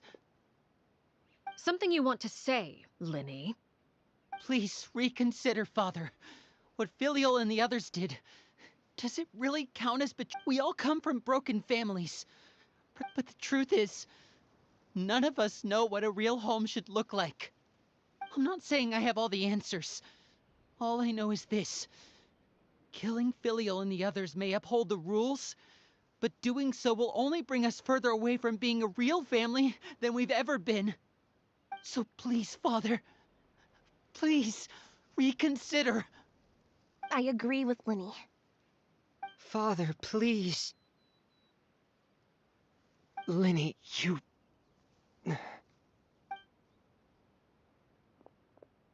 I also agree with Linny.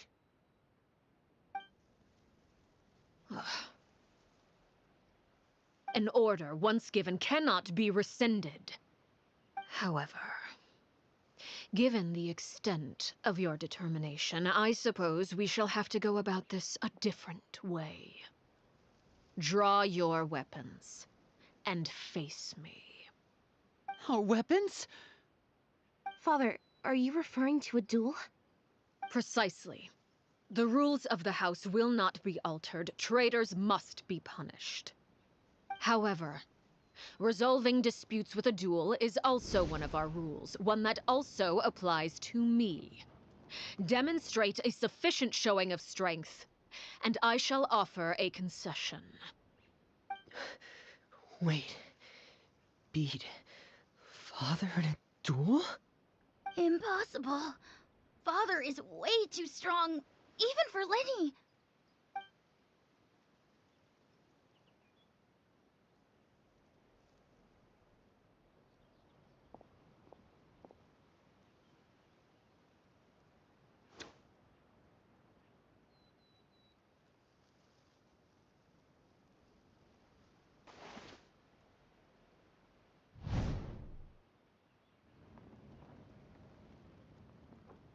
Did you hear that, Traveler? Linny and the others have to duel the knave. What should we do? Can they really win something like that?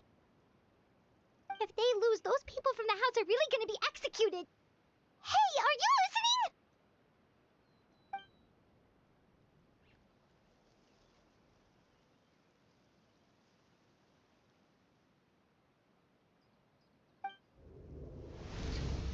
Don't you want to say a proper goodbye at least? Anger makes you impulsive. Sorrow causes you to waver.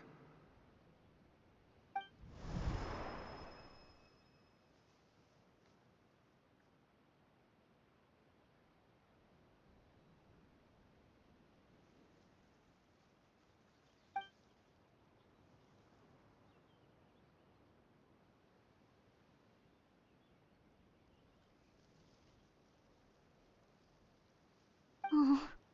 Looking at that expression on her face, she seems really serious about this. Guess that means there's no chance she's throwing the duel on purpose, huh?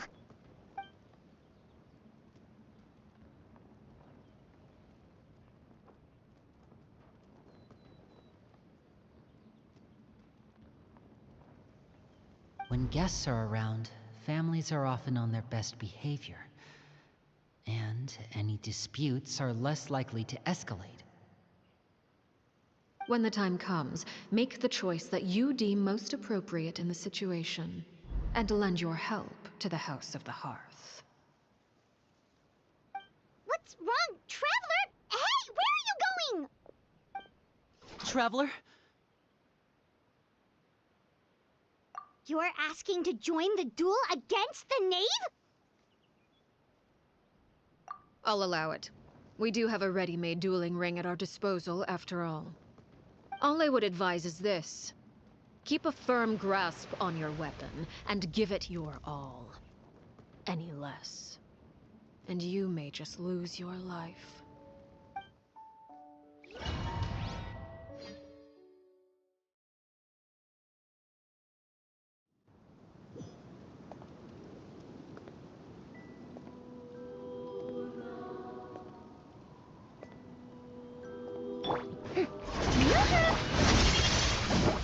What pitiful attacks! Unleash! I thought I taught you divine. Day reckoning! Now's our chance! How amusing. Let the world collide!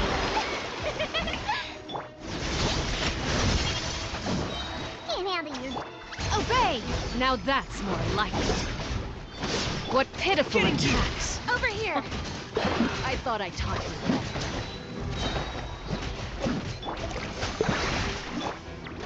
With the fall of darkness, destruction shall rise.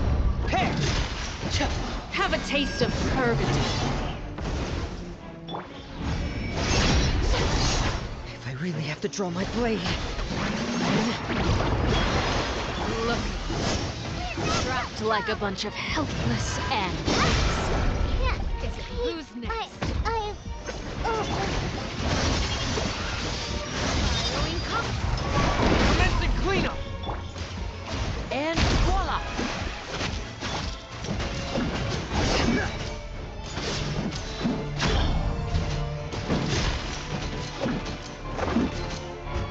Is it my turn now?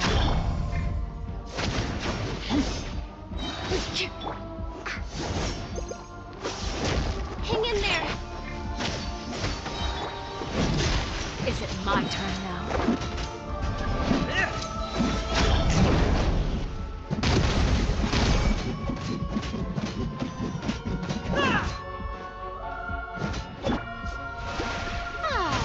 Let the world collide! Try to pace yourself.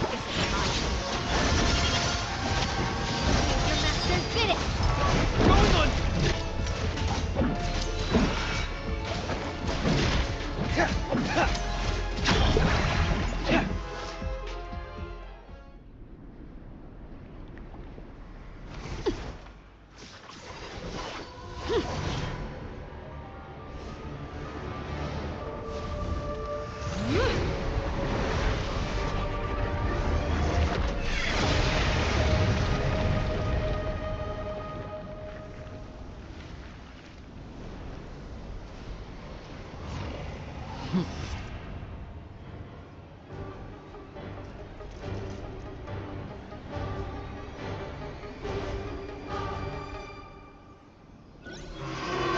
Kindness has been sealed away. My blade is all that remains. Obey! Unleash! Now's our chance! Over here! Who's next? Let my name echo in song! Can't handle your dream! Obey! By ordinance divine!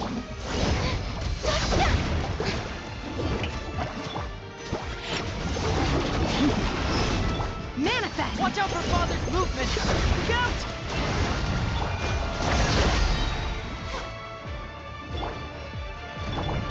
Unleash!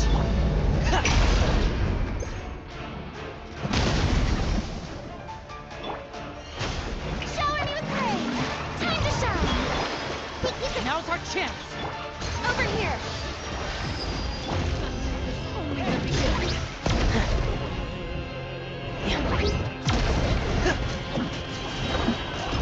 Commencing cleanup! Getting here!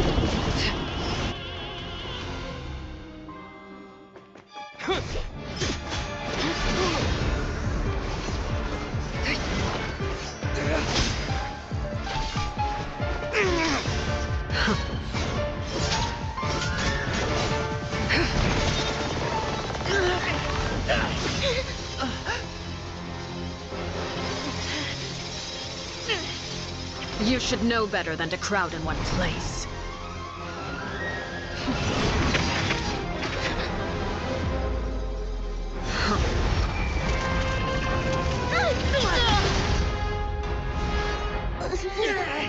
Oh, I know. Now! I'm sorry, Father!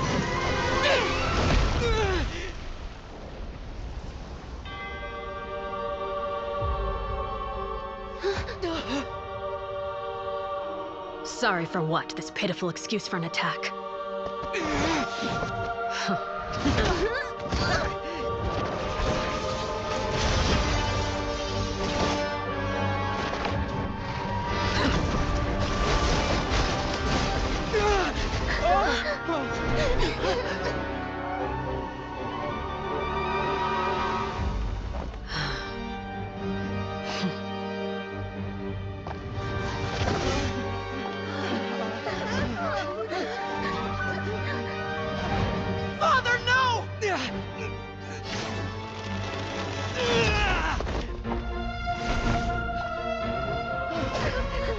Made it out, did you? You're stronger than I expected.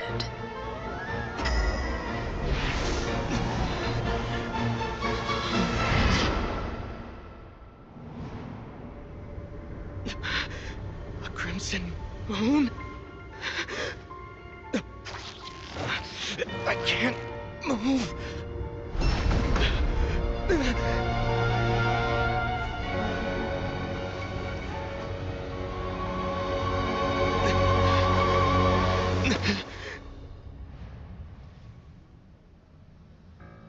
Still, not strong enough to beat me.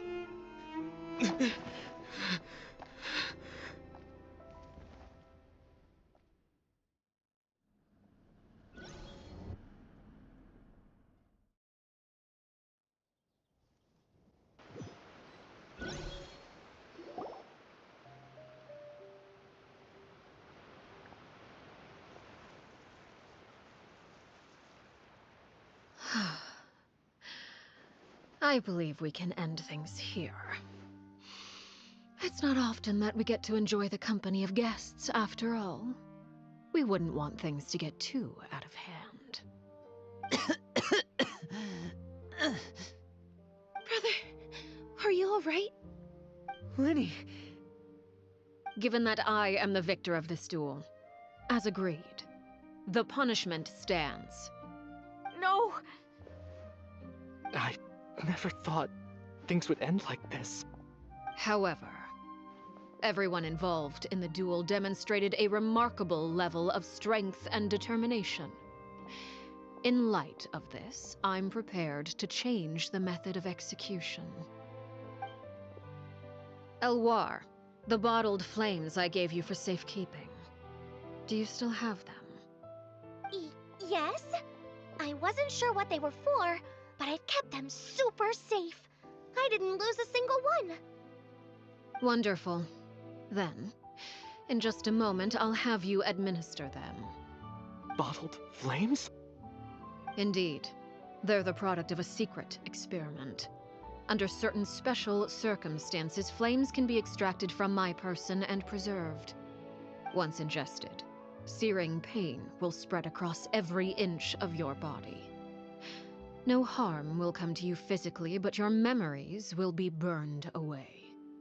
If you can withstand the pain.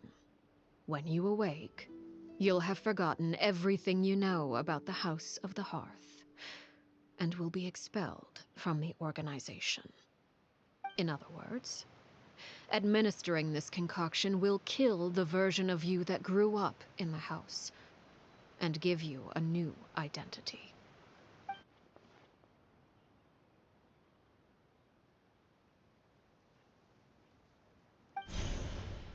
Memory is a mysterious thing indeed.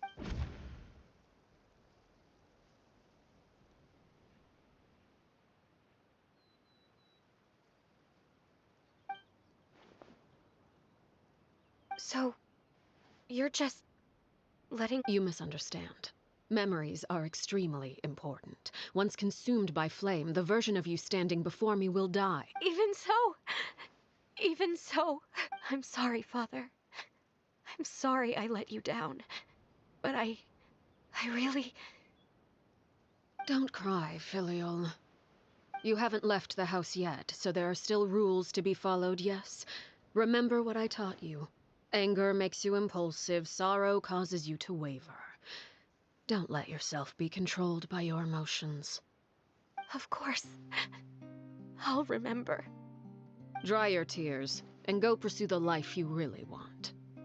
Yes, Father. Chaplot, Foltz, Elwar, take them back to Poisson. And bring Linny and the others as well. I prepared 3 extra vials of bottled flames. As for whether to take them, the choice is yours.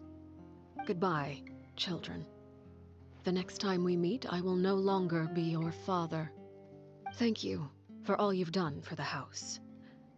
I hope you have bright futures ahead of you.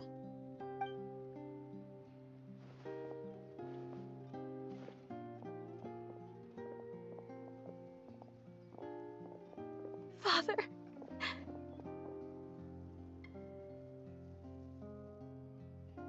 Let's go.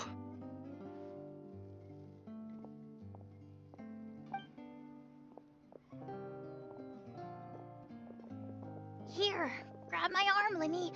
I'll help you walk back. Thank you.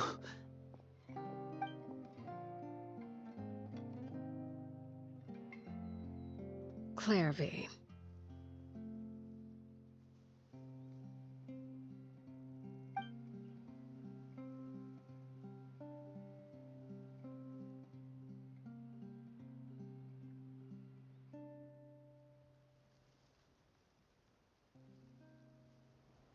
Can we talk now? I've been waiting for a super long time. You really are Perry, aren't you? I haven't seen you in so long. How come you're all grown up? Wait, did I somehow travel to the future on accident? Or am I dreaming? What a long dream. Neither. You died, Claire V. That's what happened.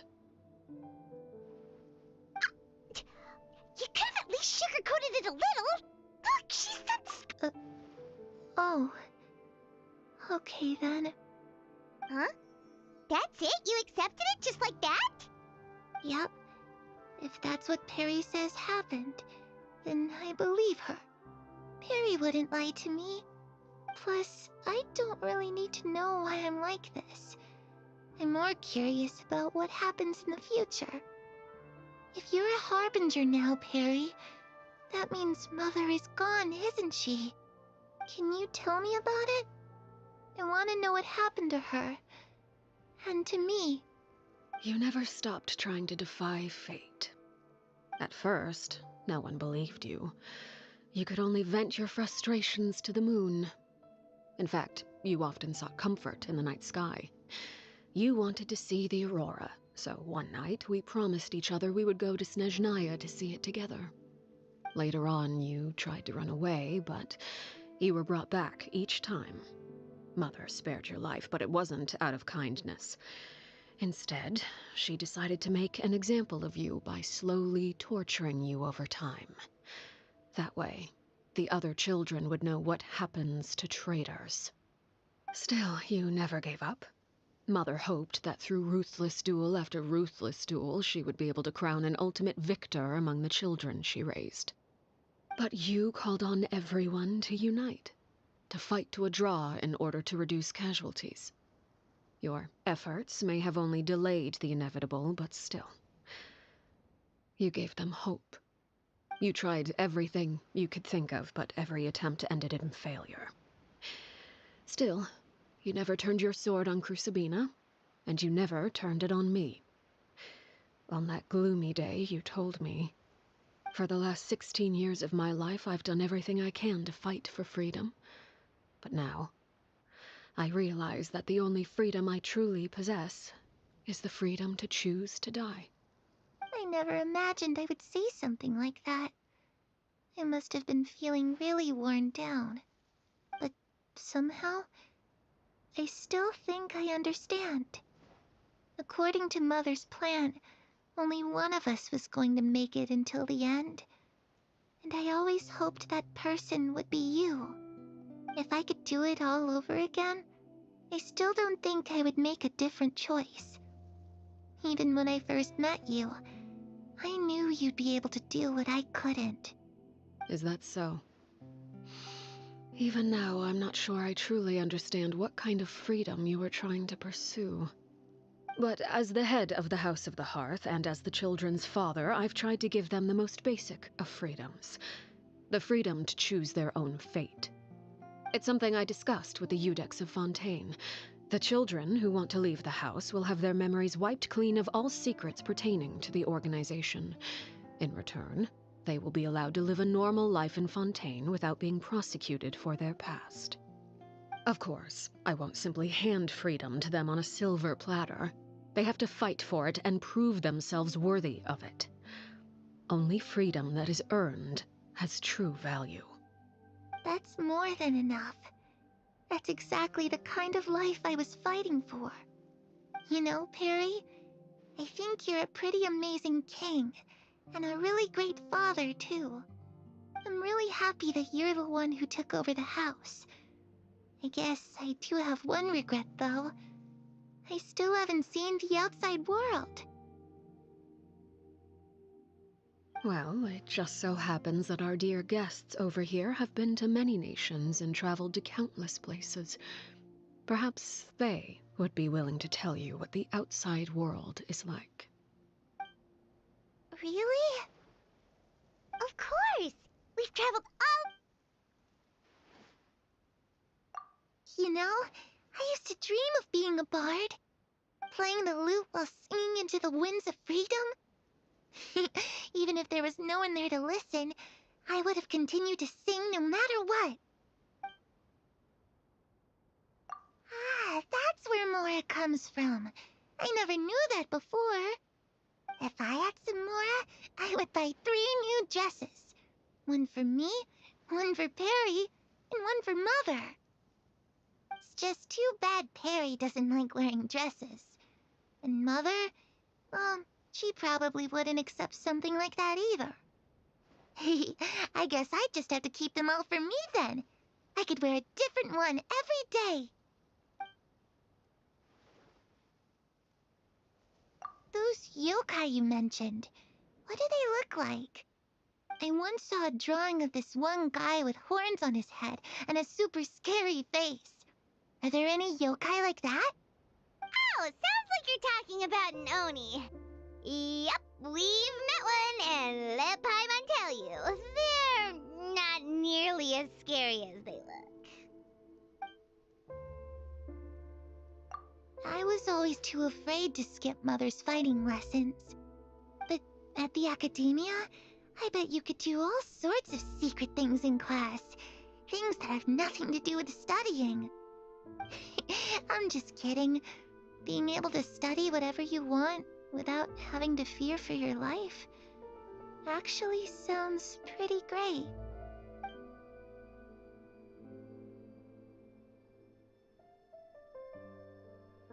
The situation was super dangerous. Lenny and Lynette were accused of committing a crime, and they were going to have to stand trial at the Opera Epicles.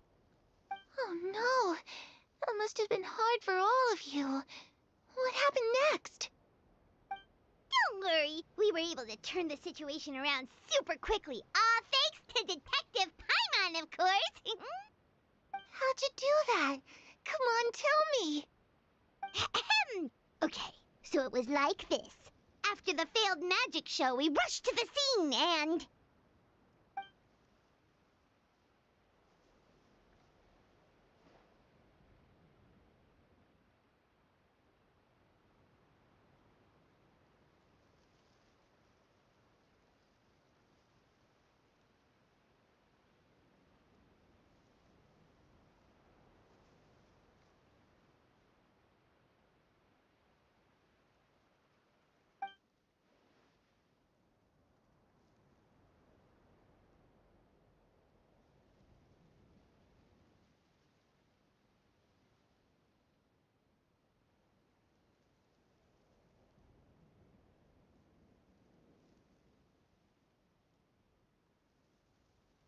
Shadows don't have the capacity to learn or grow. Any new information they encounter is quickly forgotten over time.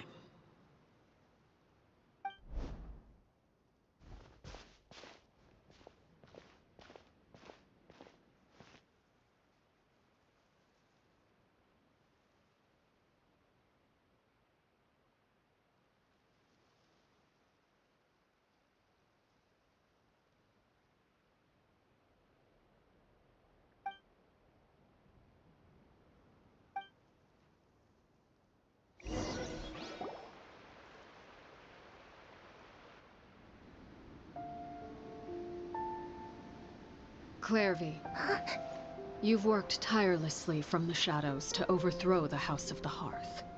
Now, by my authority as the Knave, I shall announce how this matter ends. You are hereby expelled from the House of the Hearth. You are no longer tied to this place, nor are you bound by its rules. You're saying that I can finally leave? I get to experience the outside world as well? Oh, I almost forgot. There's no getting older for me. Still, seeing who you grew up to be makes me really happy, Parallel. Take care of yourself. Goodbye. May we meet again someday.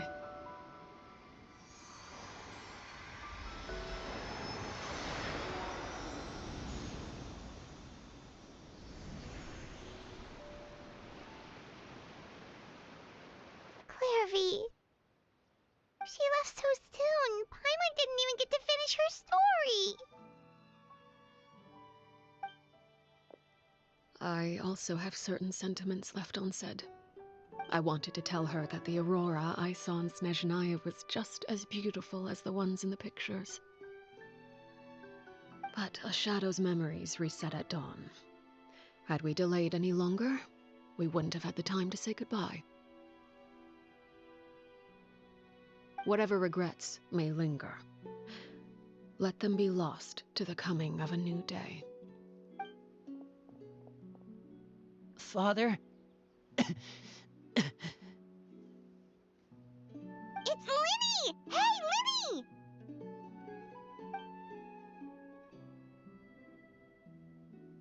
What is he doing back here? Let's go check it out.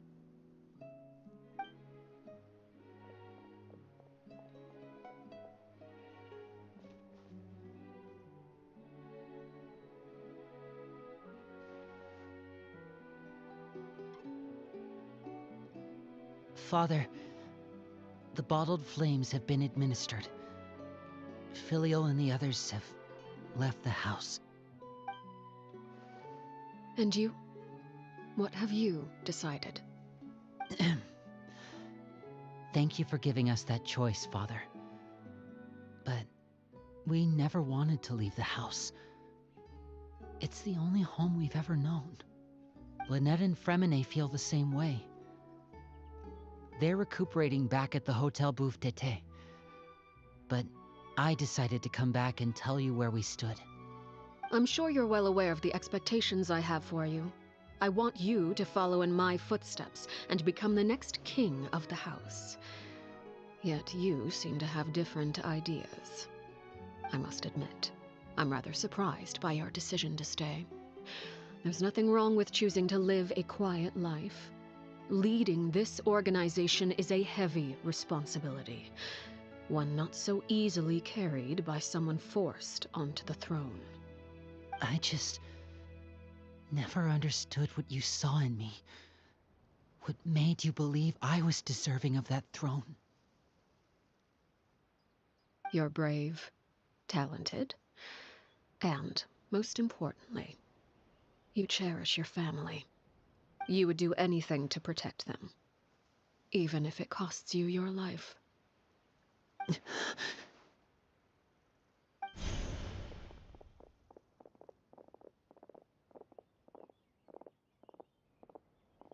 Speaking up back there was so brave of you, Linny.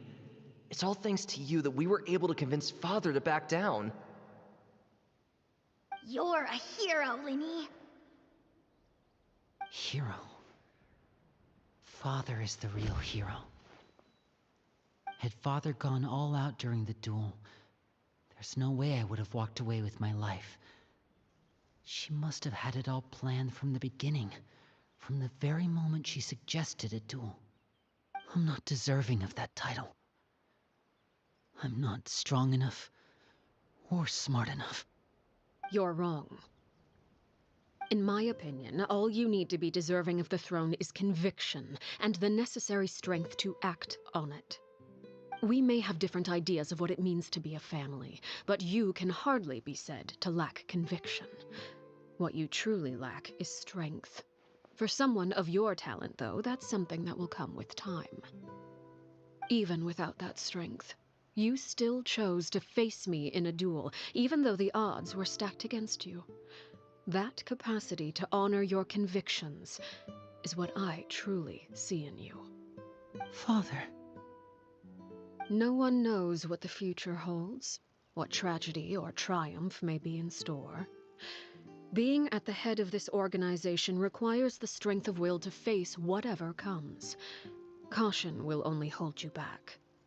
If reaching a certain standard were required to go after what you want, I would never have succeeded in killing my predecessor. Back then, there was still a considerable gap between our abilities.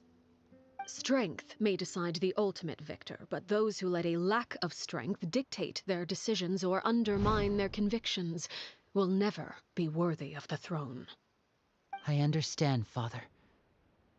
Thank you.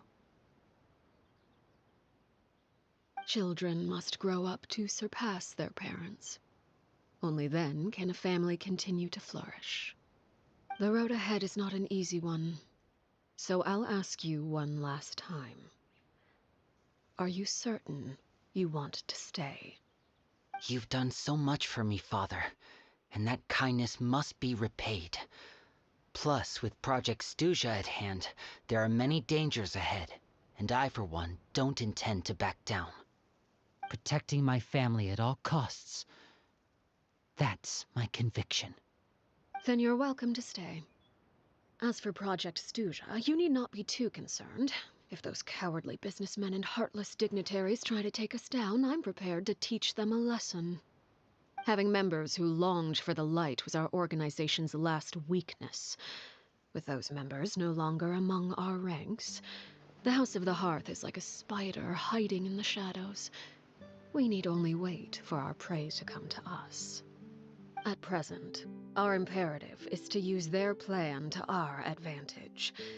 In doing so, a crimson moon shall rise amid the frigid blizzards of winter. No demonstration of loyalty shall go unrewarded, and no sacrifice shall be in vain. As for the two of you, whether we meet again as friend or foe, I'll remember the camaraderie we shared in this moment. No matter how arduous the journey ahead, I hope we both reach our desired destination.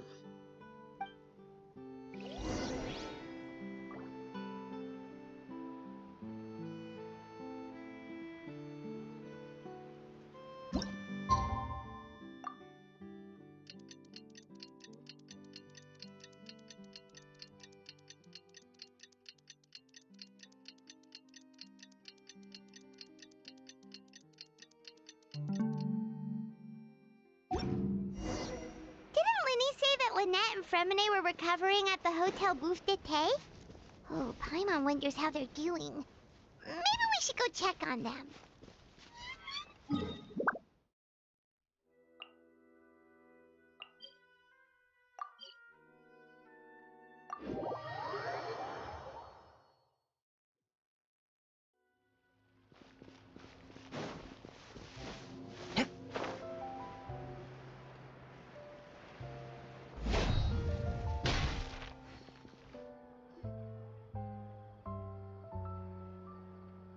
Lynette? Fremine? How are you feeling? Much better. Whew, what a relief! What about you? Are you feeling alright? I knew you'd come out unscathed. Us, on the other hand, well, we've been bedridden for 2 days. I couldn't even turn over. Oh, and I wanted to ask, is Clairvy gone? Linny and the other members have left Poisson and returned to the House of the Hearth. According to him, there haven't been any more I see. I'm glad. Father came to check up on us 2 days ago and told us about what happened with Crucibina and Clairvy. Actually, I've met Crucibina before.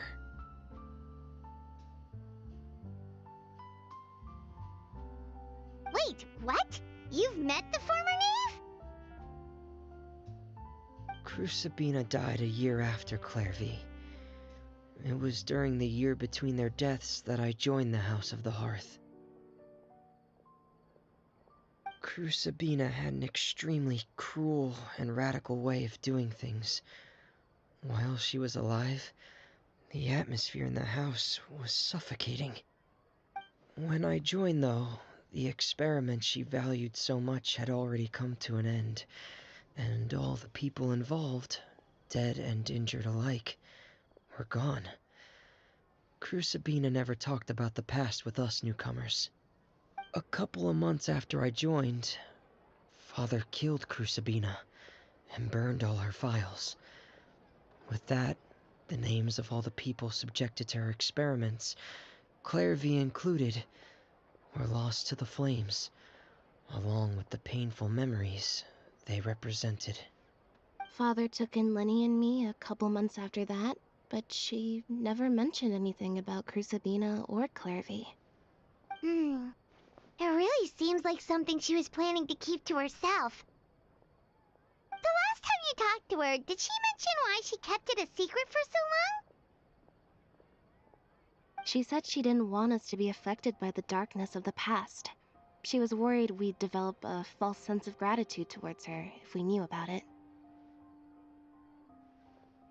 The foundation of a family should be free of any corrupting influence.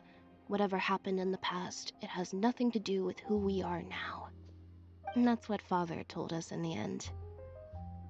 But I still thanked her for everything. It was only after hearing about what Crucibina did that I finally realized how insignificant our lives could have been. The members of the house meant nothing to her. To say that she valued them in any way, even just as a tool, would probably be giving her too much credit. If Father hadn't taken over the House of the Hearth, I probably would have already... Father rarely brings up the fact that she saved us. She doesn't believe that being indebted to her should be what ties us together. But even if we didn't owe her anything, we would still choose to stay. Because this is our home. We may have arguments or times when we feel wronged. Some people may even choose to leave. But as long as Father is here, we will always have a home. Whether the path before us is bathed in sunlight or shrouded in shadow, we'll follow Father wherever she chooses to go. So I wanted to say thank you for helping us make it through this crisis. Without your help, we could have lost a lot more along the way. Oh, we didn't do anything, really. Of course. You're welcome anytime. Are Filial and Nantoy okay? I actually saw them at a cafe this morning. They didn't recognize me. From what I could tell, they were drinking coffee and talking about one of the operas that started running recently. They seemed happy. If I had to take a guess, I would say they finally found the kind of life they always wished for.